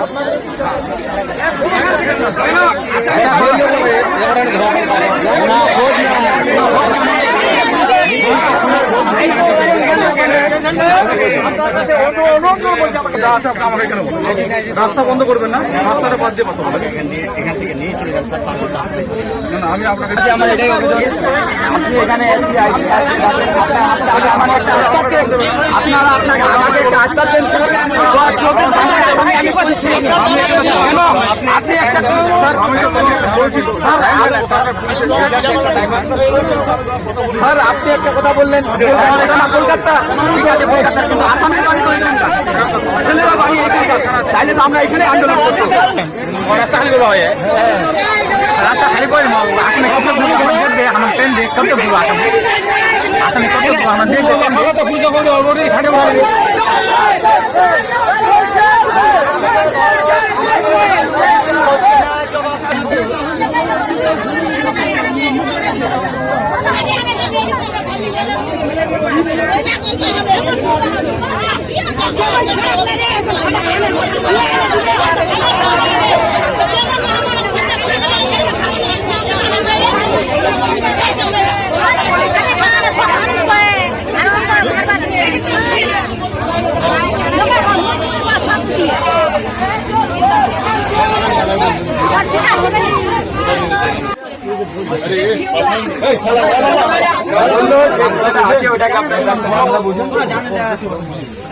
চিন্তা করবেন না, আমরা সব উদ্ধার করে দেবো বাচ্চাকে। আপনার ছোট ছেলে তো মিসিং, ঠিক হয়েছে, আরো বাকি যারা আছে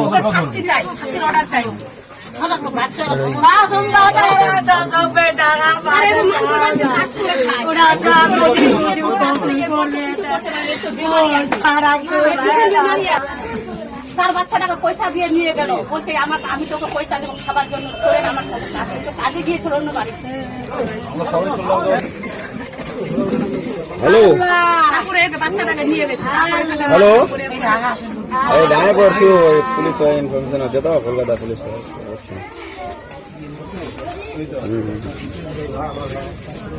হ্যাঁ যাচ্ছি যাচ্ছি আর থাকো ঘুমে আছে কালকে আপনি একটা কেসে তো না না বড় ছেলে আয় কাজ ডাকতেছি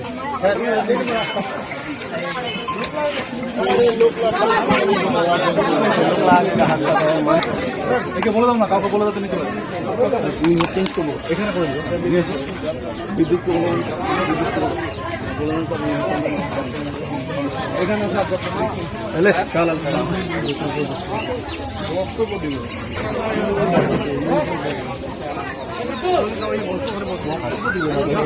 ভাবে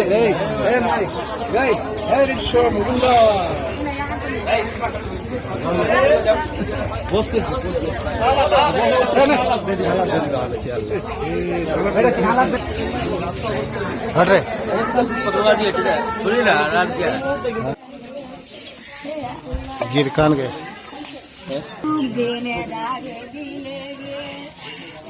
আল্লাহ রে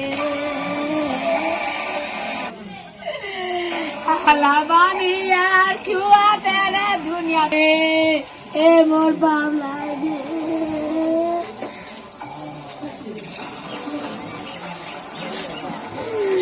রে এ মোর বাংলা রে বন্যা দু করে খাদে ওরা ঝড়া কেঙ্গা মাটি রে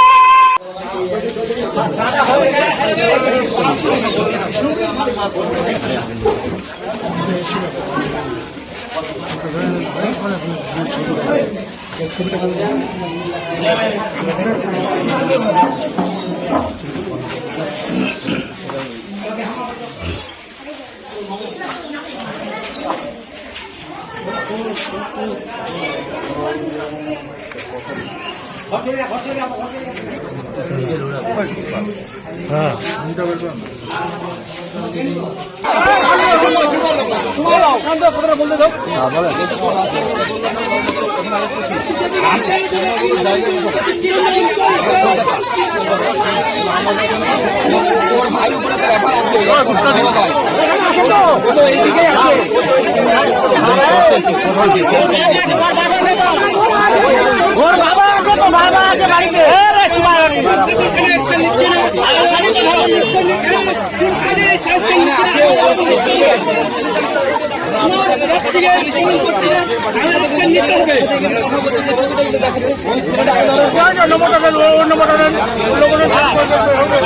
ছেলেটা মারতে ও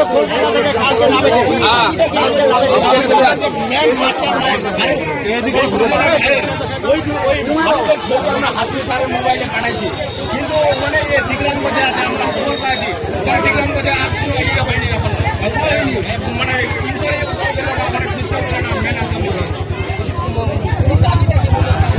হচ্ছে যে একটা ছেলে এখানকার শামসাদ আলী নাম ওকে নিয়ে গেছিলো কলকাতা কাজ করার জন্য। 1 মাস স্কুল ছুটি ছিল তো বাড়িতে একটু আছে ওই জন্য গেছিলো। যাওয়ার পরে যে ওকে নিয়ে গেছে এখানকার শামসা নামে ছেলেটা নিয়ে যাওয়ার এই গ্রামেরই এই গ্রামের ছেলেটাও এই গ্রামের ওকে 10,000 টাকা মাস করে নিয়ে গেছে। নিয়ে যাওয়ার পরে 1-1.5 মাস হয়ে গেল তোর বাড়ির লোক ওর কাছে পয়সা চাইছে। 1 মাস হয়ে গেছে কেউ পয়সা চাবে মার ভরসাই চলে তো পয়সা চাইছে ওই জন্য ওকে টর্চার করে মোবাইল চুরির ইঞ্জাম দিয়ে ওকে টর্চার করছে।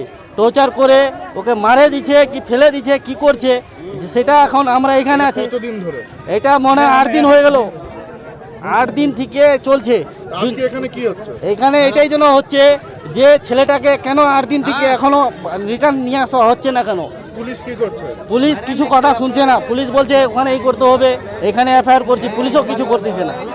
আজকে কি চাইছেন আপনারা? আমরা এটাই চাচ্ছি যে ছেলেটাকে নিয়ে আসুক, মেন যে আসামি আছে তাকে তোলা হোক। মেইন আসামি কোথায়? মেন আসামি এখানে আছে, ঘুরতিছে, কিন্তু পুলিশ কেন তুলতিছে না? গ্রামে আছে? হ্যাঁ, গ্রামে ঘুরতিছে, কিন্তু পুলিশ কেন তুলতিছে না? দেখা গেছিল ইতিমধ্যে? হ্যাঁ, ও এখন একজন দুজন ওখানে আছে, একজন এখানে আছে, এখানেই ঘুরতিছে। মেইন আসামি কে? মেন আসামি হলো সেহানশা। ও আছে এই গ্রামে? ও এই গ্রামে নাই, ওর ভাই আছে, ওর ভাই আছে ফারুক। ভাইও কি দোষী? হ্যাঁ হ্যাঁ, ওর ভাইও দোষী, ও তিনও ভাই দোষিত। কি ভাই? তিনের ভাইয়ের নাম কি? ভাই একজনের নাম সেহানশা আছে, একজনের নাম ফারুক আলম আছে, আরেকজনের নাম কি জানো? ফিরাজ। ওরা কি করে? কি ওই জিস প্যান্টের কাজ করে, ওয়াশিং লাইন। আর কিছু করে না, আর কিছু করে না, ওখানেই কলকাতায় করে। কিন্তু আমাদের এইটাই দাবি যে ছেলেটাকে নিয়ে আসুক না। আরে মারে দিছিস, কি আছে, ছেলেটাকে পাঠা, জীবিত আছে কি আছে, তুই ভুল করছিস, তুই চলে আয়। নেতাগিরি করে কি? না, নেতাগিরি করে না। কিছুদিন আগে ও পলিটিক্সে ছিল, ও জয়েন মানে ইলেকশনের সময় ও পলিটিক্সে ছিল, ওই জন্য ওই বিরোধী থাকে, বুঝতে পারলেন তো। কিন্তু ও এখনো মানে হচ্ছে না, ছেলেটাকে নিয়ে আসুক। ওর মা যে এরকম আছে, এখন ওর বিরুদ্ধে ওর মা যে ভেঙে গেছে, কালকে যেন ওর মার কিছু হয়ে যায়, ওর কে নিবে? ওর মার অবস্থা দেখছেন। হ্যাঁ, রাজ্জাক আলম। যতক্ষণ এসপি, আইসি, ডিএম যতক্ষণ এখানে আসবে না ততক্ষণ এটা চলবে। আর যতক্ষণ পর্যন্ত ওরা কোনো আসামি তুলবে না ততক্ষণ পর্যন্ত এটাই চলতে থাকবে, আন্দোলন চলতে। দরকার পড়লে আমরা মেন অব্দি ইসলামপুর পর্যন্ত যাব। রাজ্জাক আলম। বলছি কই খোঁজ খবর দিতে পারছে না, তা কি মেইন আসামিকে কেন ধরা হয়নি? আমি তো গরিব মানুষের কি ইনসাফ নাই? গরিব মানুষ ছেলেকে আনে দাও, 2 ঘন্টা টাইম দিছি, ছেলেকে আনে দাও, রাস্তা ছাড়ে দিব। নিয়ে আনে দিলে যতক্ষণ তো আনে না দিবে ততক্ষণ তো ছাড়বো না রাস্তায় ছেলে। কতদিন ধরে ছেলে বাড়িতে আসে? এই 8 দিন থেকে, বৃহস্পতিবার থেকে এই ঘটনা ঘটছে। তারপরে কি আপনারা কি ছেলেকে চাচ্ছেন? হ্যাঁ, চাইছি, ছেলেকে চাইছি, ছেলেকে লাগে। যখন পর্যন্ত ছেলেকে নিয়ে তখন পর্যন্ত রাস্তায় থাকবো, ঝর্ণায় থাকবো। নি থাকলে তো ছেলেকে ফেঁকে দিচ্ছে, কোনো ইলাজ করছে ওইটা খুঁজ দাও, কি কোনো করেছে মারে ফেঁকে দিচ্ছে ওটাই দাও, বডি চাই, কি যে করছে আমাকে খবর দাও। কি বলছে দেখবো, আমি কিছু দেখে নাই, আমার কাছে কিছু খবর নাই, কিছু দেখ। ওইটাই বলছে। আমার নাম সুলতানা খাতুন। ছেলেটা মারে দিয়ে আর ফেঁকে দিয়ে যে আসামিরা বলবা ধরবা হবে না, করবা হবে না, এছাড়া ফেঁকে দিয়ে না মারে দিয়ে লিম্বর প্রধান না পুলিশ কোই অ্যাকশন লেছে। তোমার ছেলে কি আসে না এখন? খোঁজ খবর নাই চাই, ওই জন্য আর কিছু চাই না। আমরা ভাই কোথায় আছে, কোথায় না আছে, আমরা খোঁজ খবর কোনো পাই না। আমরা ফাঁসি চাই, যে আমার ভাইকে মারিয়েছে কোথায় রাখিয়েছে, কোথায় না রাখিয়েছে, আমরা কিছু ফাঁসি চাই। আগার যদি আমরা ভাইকে না দিয়ে তা আমি ফাঁসি চাই। আমার ভাই কোথায় আছে, কোথায় না আছে, আমি তো ফাঁসি চাই। আমরা যেখানে আছে আমার কিছু খোঁজ খবর দাও, কিছু আছে হসপিটালে আছে না, বাড়ি আছে না, কোথায় মারিয়েছে না, কোথায় ঢুকায় রাখিয়েছে, আমাকে ফাঁসি চাই। আমরা ভাইকে চাই, আমরা 2 ঘন্টা দিয়েছি। বললাম কি পুলিশ কি বলছে? পুলিশ বলছে আমরা পুলিশ কিছু বলছে না, আমরা ফাঁসি ইনসাফ দিব কি না দিব কিছু বলছে না, পয়সা খাচ্ছে না কি হয়েছে ও কিছু বলছে না। অবশ্যই আমরা কাল আসামিকে ধরে আনছিলাম, 2 ঘন্টা 10 ঘন্টা হয়নি, ওই জন্য ওকে ফের পুলিশ আসে নিয়ে চলে গিয়েছে। আমরা তো ওকে কিছু করিনি, ও সে বসেছিল আমার বাড়িতে, আমি তো ওকে কোনো করি নাই। আমরা ফাঁসি চাই, যে মারছে দিয়ে মেয়েকে আনেছিল, ও মেয়েকে নিয়ে চলে গিয়েছিল। আমরা ফাঁসি চাই। আমার ওকে বলছে, ওর স্ত্রীকে বলছে যা আমার ভাইকে মেরিয়েছে, ও বলছে যে ও হোলি খেলিয়েছে, ঈদের ছুটি আছে তো ওকে হোলি খেলিয়েছে, তো এমন কি খেলবে? আমার ভাইকে বিয়ে মুড়ি করে মারছে। আমরা ফাঁসি চাই। আমার 2 ঘন্টা ভাই চাইছি, না চায় না, কোথায় আছে 2 ঘন্টা আন্ধারে চেয়েছি, না যে না হয় তা আমরা ফাঁসি চেয়েছি। নুরি খাতুন। কি হবে? আমার দাদা হবে। মানে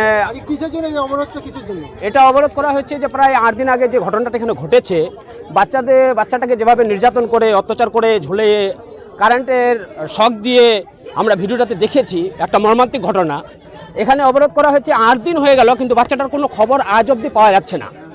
এই যে আমরা এফআইআর করেছি পুলিশ ফাঁড়িতে, তাছাড়াও ওখানকার কথা বলছিল, ওখানেও করা হয়েছে, কিন্তু আমাদের কথা হচ্ছে অবরোধ করার কারণ একমাত্র এটাই লক্ষ্য যে প্রশাসন এখনও করছে কি।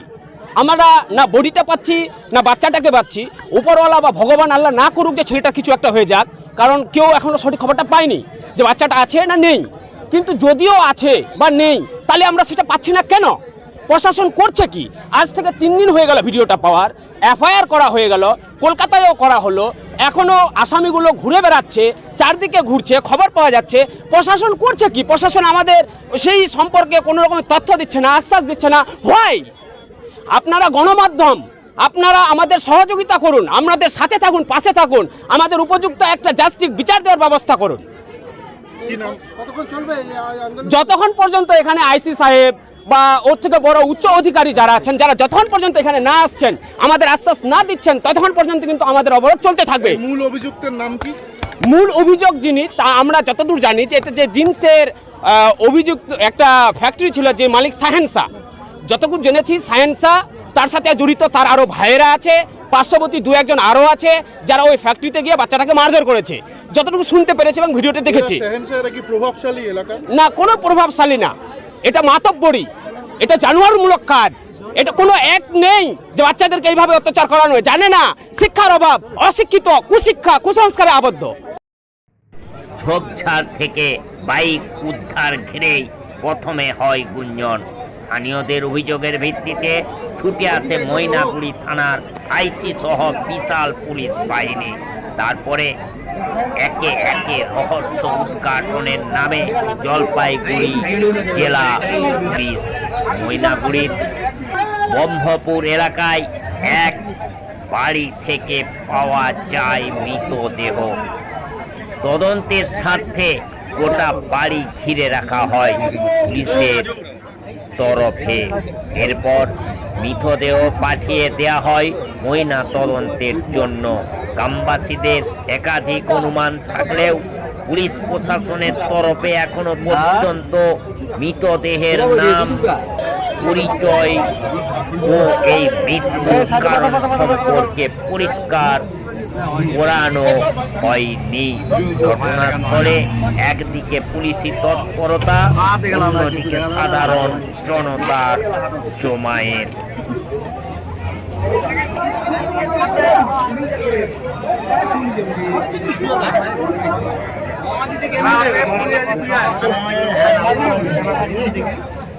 চলো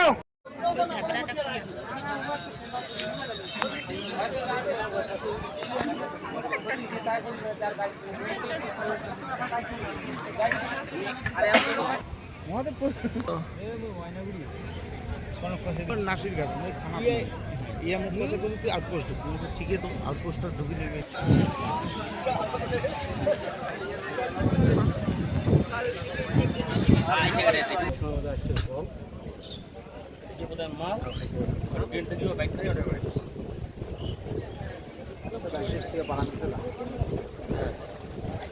কেসটা হচ্ছে নরম মাটি না, খেতে গেছে আত্মীয়া খালি রেহালা কেন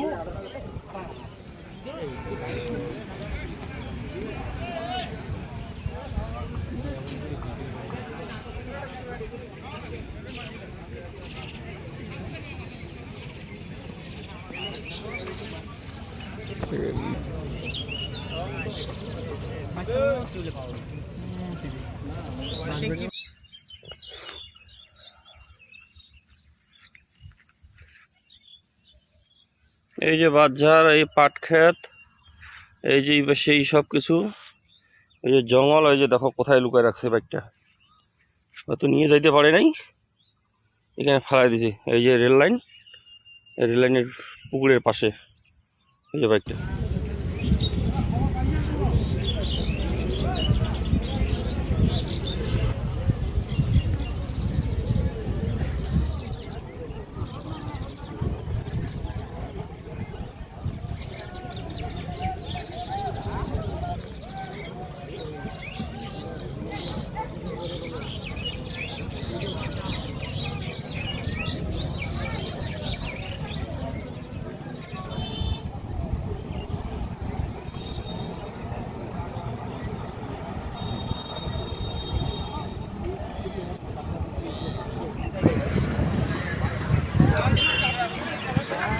খালি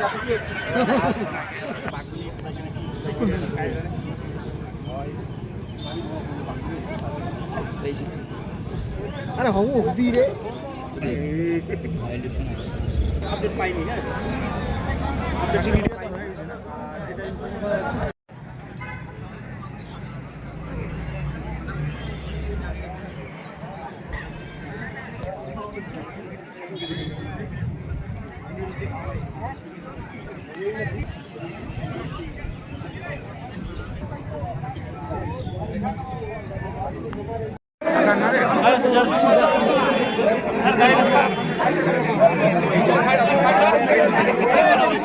দাদা কি দেখলেন মানে কি হলো?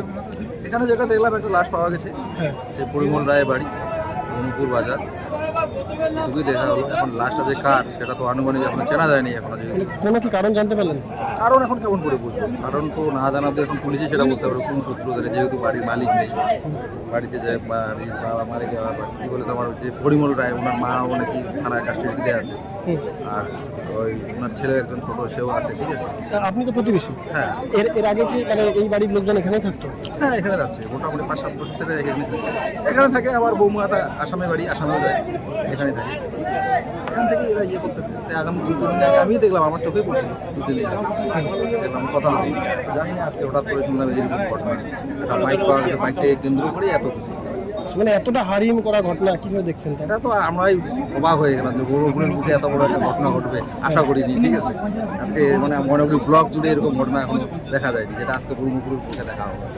আপনার নাম? প্রসেনজিৎ। Thank you. কি হলো যদি একটু আপডেট জানাবেন? একটা ইনফরমেশন আমরা পেয়েছিলাম, তাই আমরা সার্চ করতে এসেছিলাম এখানে। সার্চ করার পরে এটা এখন আচ্ছা আচ্ছা, এটা কার বডি কিছু অনুমান? ওটা তো আমরা আইডেন্টিফাই করছি।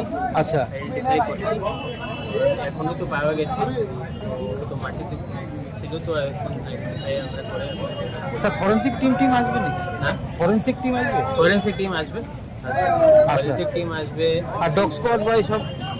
ডগ স্কোয়াড তো বডি সার্চ করার জন্য থাকবে।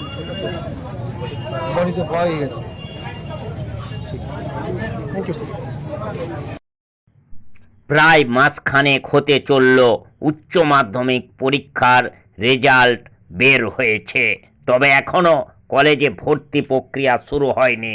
এতেই রাজ্য সরকারের উপর ক্ষোভ উগরে দেন ছাত্র সংগঠন এআইডিএসও।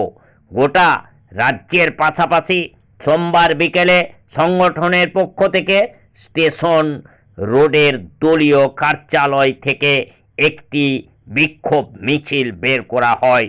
সেটি হলদিবাড়ি বাজারে বিভিন্ন পথ পরিক্রমা করে ট্রাফিক মোড়ে আসে। তারপর সেখানে বিক্ষোভ প্রদর্শন করা হয়। উপস্থিত ছিলেন সংগঠনের জেলা সম্পাদক আসিফ আলম, হলদিবাড়ি ব্লক কমিটির সম্পাদক রেজ্জাক সরকার, সভাপতি নীলু হক, সদস্য প্রদীপ রায়, অভিজিৎ রায় ও অন্যান্য সদস্যরা। তারা বলেন, অবিলম্বে কলেজের ভর্তি নির্দেশিকা জারি করতে হবে, তা না হলে পরবর্তীতে আমরা বৃহত্তর আন্দোলনে সামিল হব। আন্দোলন চলছে, ইনকিলাব জিন্দাবাদ, আইডিএসও জিন্দাবাদ। এক মাস অতিক্রান্ত হয়ে যাওয়ার পরেও এখনো পর্যন্ত ভর্তি প্রক্রিয়া চালু হলো না কেন? মুখ্যমন্ত্রী জবাব দাও। এক মাস হয়ে যাওয়ার পরেও ভর্তি প্রক্রিয়া চালু হলো না কেন? মুখ্যমন্ত্রী জবাব দাও। জবাব চাইতে আন্দোলন চলছে, ভর্তি প্রক্রিয়া শুরু দাবিতে আন্দোলন চলছে। আমরা ছাত্র সংগঠন এআইডিএসওর পক্ষ থেকে আজকে সারা রাজ্য জুড়ে বিক্ষোভ প্রদর্শন করছি, আজকে এবং কালকে 2 দিন মিলে। কেননা আপনারা জানেন যে গত 7ই মে যে উচ্চ মাধ্যমিকের রেজাল্ট হয়েছে, কিন্তু আমরা তাজ্জবপূর্ণভাবে দেখতে পাচ্ছি এখনো পর্যন্ত 26 দিন পেরিয়ে গেলেও এখনো কলেজে ভর্তির নির্দেশিকা জারি করছে না আমাদের রাজ্যের সরকার। তাহলে যেখানে কলেজে ভর্তির নির্দেশিকা উচ্চ মাধ্যমিক রেজাল্ট পরপরই শুরু হয়, কিন্তু আমরা একটা বিষয় দেখতে পাচ্ছি এখন যে রাজ্যের সরকার যে উচ্চ মাধ্যমিক রেজাল্টের পর 26 দিন পরেও করছে না। কেন, কবে করবে তারও কোনো সুনির্দিষ্ট নির্দেশিকা নেই। এটাকে আমরা নিন্দা জানাচ্ছি। আমরা এখানে দ্ব্যর্থহীন ভাষায় যে কথাটা বলতে চাই, এটা একটা সরকারি ষড়যন্ত্র। আর যেভাবে আজকে স্কুল শিক্ষা ধ্বংস করেছে সরকার, 8287 সরকারি স্কুল তুলে দিচ্ছে, যেভাবে আজকে শিক্ষক নিয়োগ করছে না, একই রকম ভাবে আজকে আমরা কলেজগুলোকে, উচ্চশিক্ষাকেও ধ্বংস করবার জন্য সরকার অভিসন্ধি খুঁজছে। সেটা হচ্ছে এই যে উচ্চ মাধ্যমিক পাস হওয়ার পরেও, এতদিন পরেও কলেজে ভর্তি দেওয়া শুরু করছে না। অন্যদিকে আমরা কি দেখতে পাচ্ছি, বেসরকারি কলেজগুলো, প্রতিষ্ঠানগুলো, ইউনিভার্সিটিগুলো তারা রমরমিয়ে তারা হচ্ছে ভর্তি প্রক্রিয়া চালু করেছে এবং যার টাকা আছে তারা লাখ লাখ টাকা দিয়ে সেই কলেজগুলোতে, বেসরকারি প্রতিষ্ঠানে তারা ভর্তি হতে পারছে। তাহলে এটা একটা পরিষ্কার ডিজাইন, সরকার টাকা যার শিক্ষা দেয় এটা আনবার চেষ্টা করছে। কিন্তু এই বাংলা বিদ্যাসাগরের বাংলা, রবীন্দ্রনাথের বাংলা, নজরুলের বাংলা, নেতাজির বাংলা, আমরা এই বাংলায় জানি প্রতিটা ছাত্রের মৌলিক অধিকার শিক্ষা পাওয়ার। তাহলে সেখানে আমরা আজকে দেখতে পাচ্ছি সরকারি যে একটা ষড়যন্ত্র, এটাকে রোকবার দাবিতে এবং সারা রাজ্য জুড়ে আজকে এবং কালকে আমরা বিক্ষোভ করব এবং আমরা রাজ্য সরকারকে বলতে চাই, আপনারা অবিলম্বে যদি এই কলেজ ভর্তি প্রক্রিয়া শুরু না করেন, নির্দেশিকা জারি না করেন, আগামী দিনে এই রাজ্য জুড়ে কিন্তু বৃহত্তর আন্দোলন নামতে আমরা বাধ্য হব। আসিফ আলম, AIDSO কোচবিহার জেলা সম্পাদক। বিশ্ব বাইসাইকেল দিবসে ময়দানে বাইসাইকেল প্রেমীরা। বিশ্ব বাইসাইকেল দিবসের সাত সকালে নতুন প্রজন্মকে বার্তা দিতে বাইসাইকেল প্রেমীরা ঘুরলেন ময়দান। ভিক্টোরিয়া উত্তর গেট থেকে ময়দানের বিভিন্ন জায়গায় তারা বাইসাইকেল চালিয়ে ঘোরেন। বাইসাইকেল প্রেমীদের দলে ছিলেন এভারেস্ট বিজয়ী 2 পর্বত আরোহী দেবাশিস বিশ্বাস ও মলয় মুখোপাধ্যায়। বর্তমানে গতির যুগে স্ট্রেস রিলিফ করতে বাইসাইকেলের প্যাডেলে পা দিন। বার্তা পর্বত আরোহী দেবাশিস বিশ্বাসের। কলকাতা শহরকে দূষণ মুক্ত রাখতে বাইসাইকেল চালানোর আবেদন বাইসাইকেল প্রেমীদের।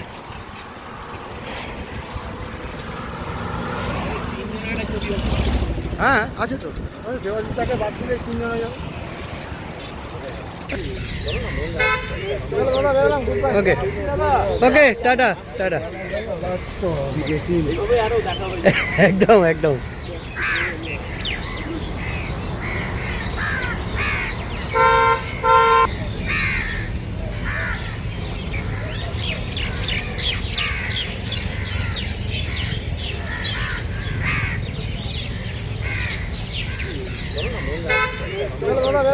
ওকে ওকে, টাটা টাটা। একদম একদম।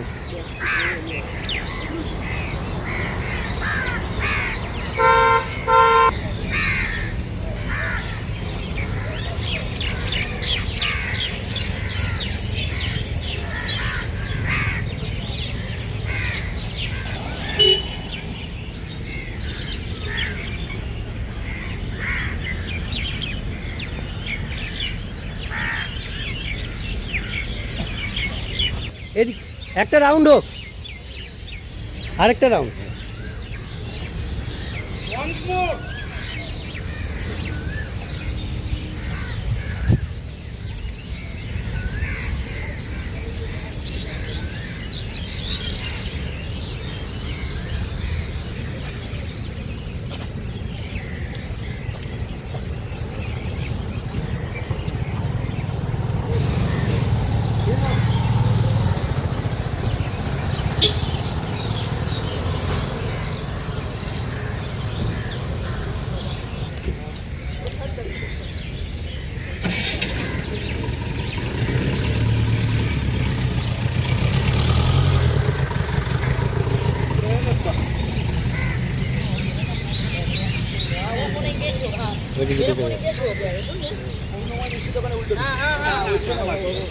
আচ্ছা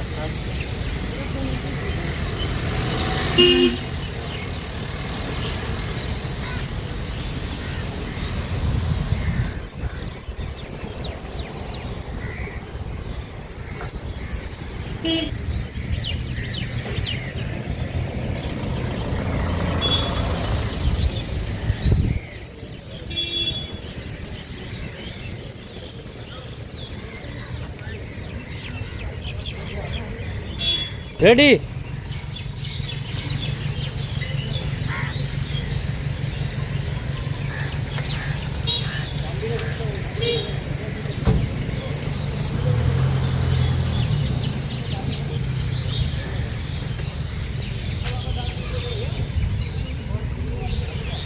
চল আবার ঘুরবে।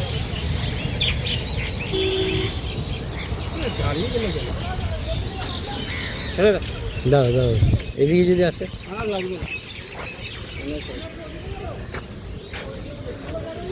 এদিকে আসবে, এদিকে আসবে।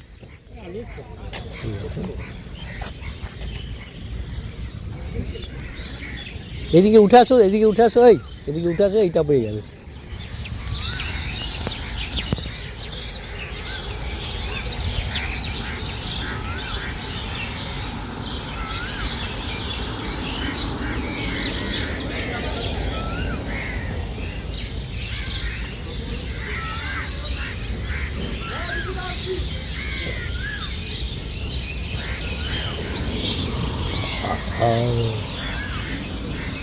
এখান দিয়ে এদিকে চলে এসো, আরও এদিকে চলে এসো, ঠিক আছে? তোমার এটা দিয়ে একদম ওই দিকে পাবো, দিয়ে ওইদিকে চলে যাবে, নিয়ে নেবে।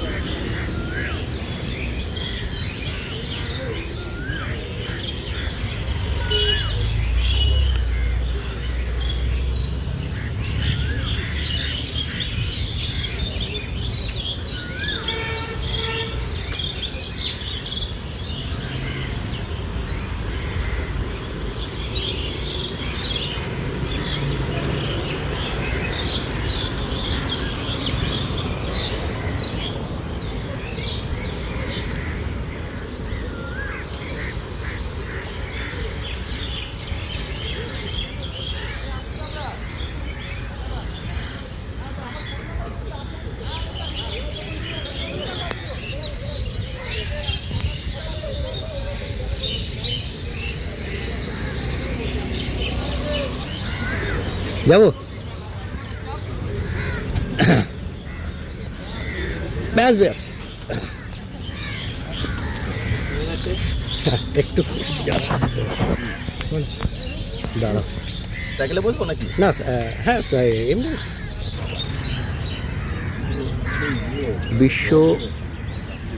আচ্ছা, আজ তৃণমূল কংগ্রেসে যোগদান করলেন মাটিগাড়া নকশালবাড়ির প্রাক্তন বিধায়ক শঙ্কর মালাকার। প্রাক্তন এমএলএ উত্তরবঙ্গের মাটিগাড়া থেকে, মাটিগাড়া নকশালবাড়ির 2011 সাল এবং 2016 সালে তিনি নির্বাচিত হয়েছিলেন।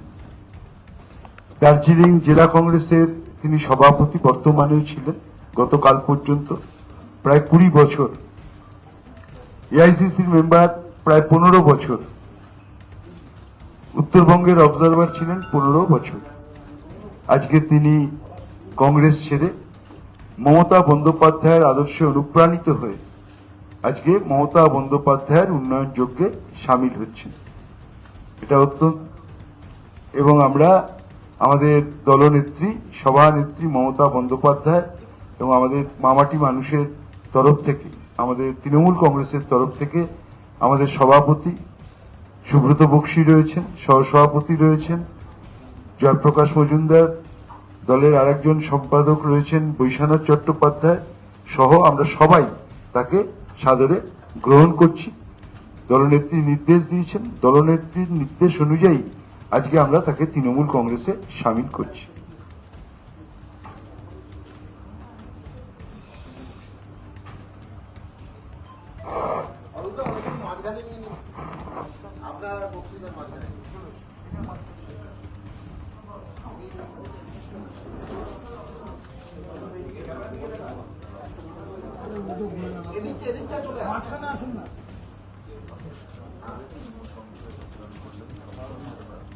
সবাই একটু কাছে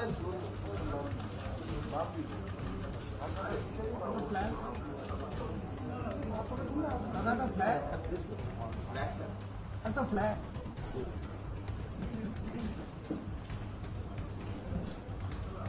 ওই সাথে একটু ক্লোজ হয়ে যাও। বন্দে মাতরম, বন্দে মাতরম, বন্দে মাতরম, বন্দে মাতরম। তৃণমূল কংগ্রেস জিন্দাবাদ, জিন্দাবাদ, জিন্দাবাদ। সোজা, সোজা, জিন্দাবাদ, জিন্দাবাদ। মমতা ব্যানার্জি জিন্দাবাদ, জিন্দাবাদ, জিন্দাবাদ। মমতা ব্যানার্জি জিন্দাবাদ, জিন্দাবাদ, জিন্দাবাদ। সর্বভারতীয় তৃণমূল কংগ্রেস জিন্দাবাদ, জিন্দাবাদ, জিন্দাবাদ। মমতা বন্দ্যোপাধ্যায় জিন্দাবাদ, জিন্দাবাদ, জিন্দাবাদ। মমতা বন্দ্যোপাধ্যায় জিন্দাবাদ, জিন্দাবাদ, জিন্দাবাদ। সর্বভারতীয় তৃণমূল কংগ্রেস জিন্দাবাদ, জিন্দাবাদ।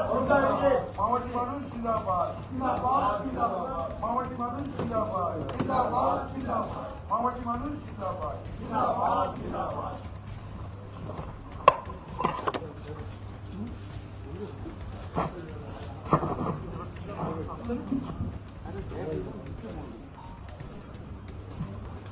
আমাদের দলের সর্বজনের শ্রদ্ধেয় সভাপতি সুব্রত বক্সী আছেন, আমি তাকে কয়েকটি কথা বলার জন্য অনুরোধ করছি। তারপরে আজকে শঙ্কর মালাকার দীর্ঘদিনের কংগ্রেস নেতা, আজকে তৃণমূল কংগ্রেসে জয়েন করেছে, তিনি তার বক্তব্য রাখবেন। তারপরে আপনাদের যা জিজ্ঞাসা আছে তিনি উত্তর দেবেন।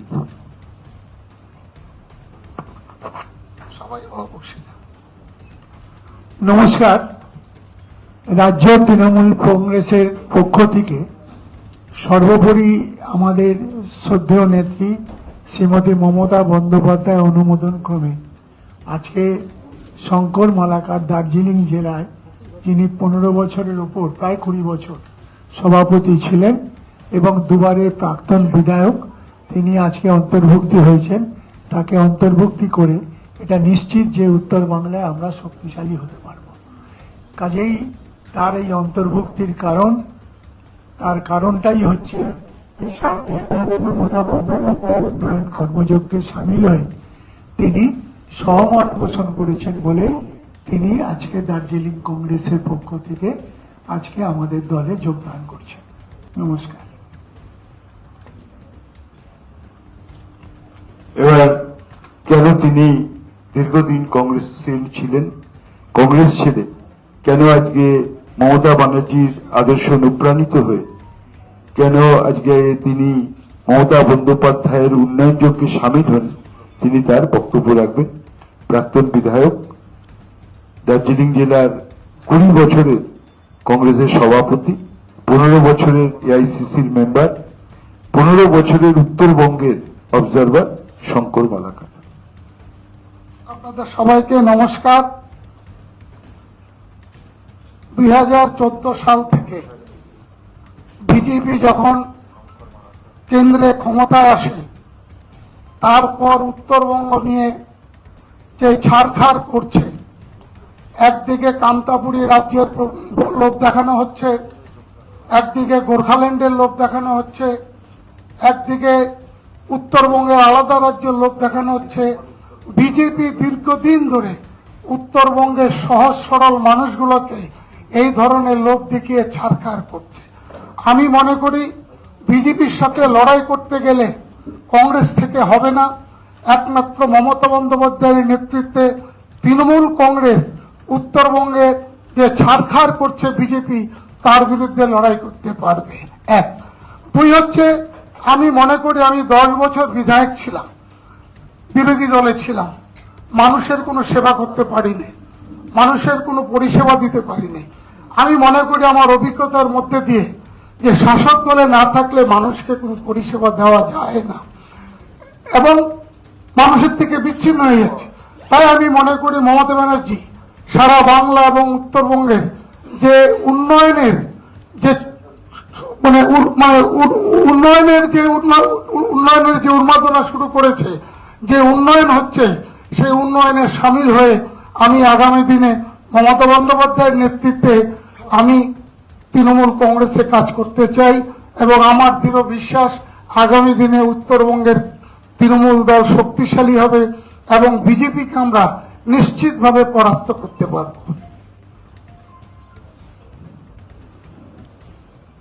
এবার আপনাদের যদি কোনো প্রশ্ন থাকে এক এক করে করতে পারেন।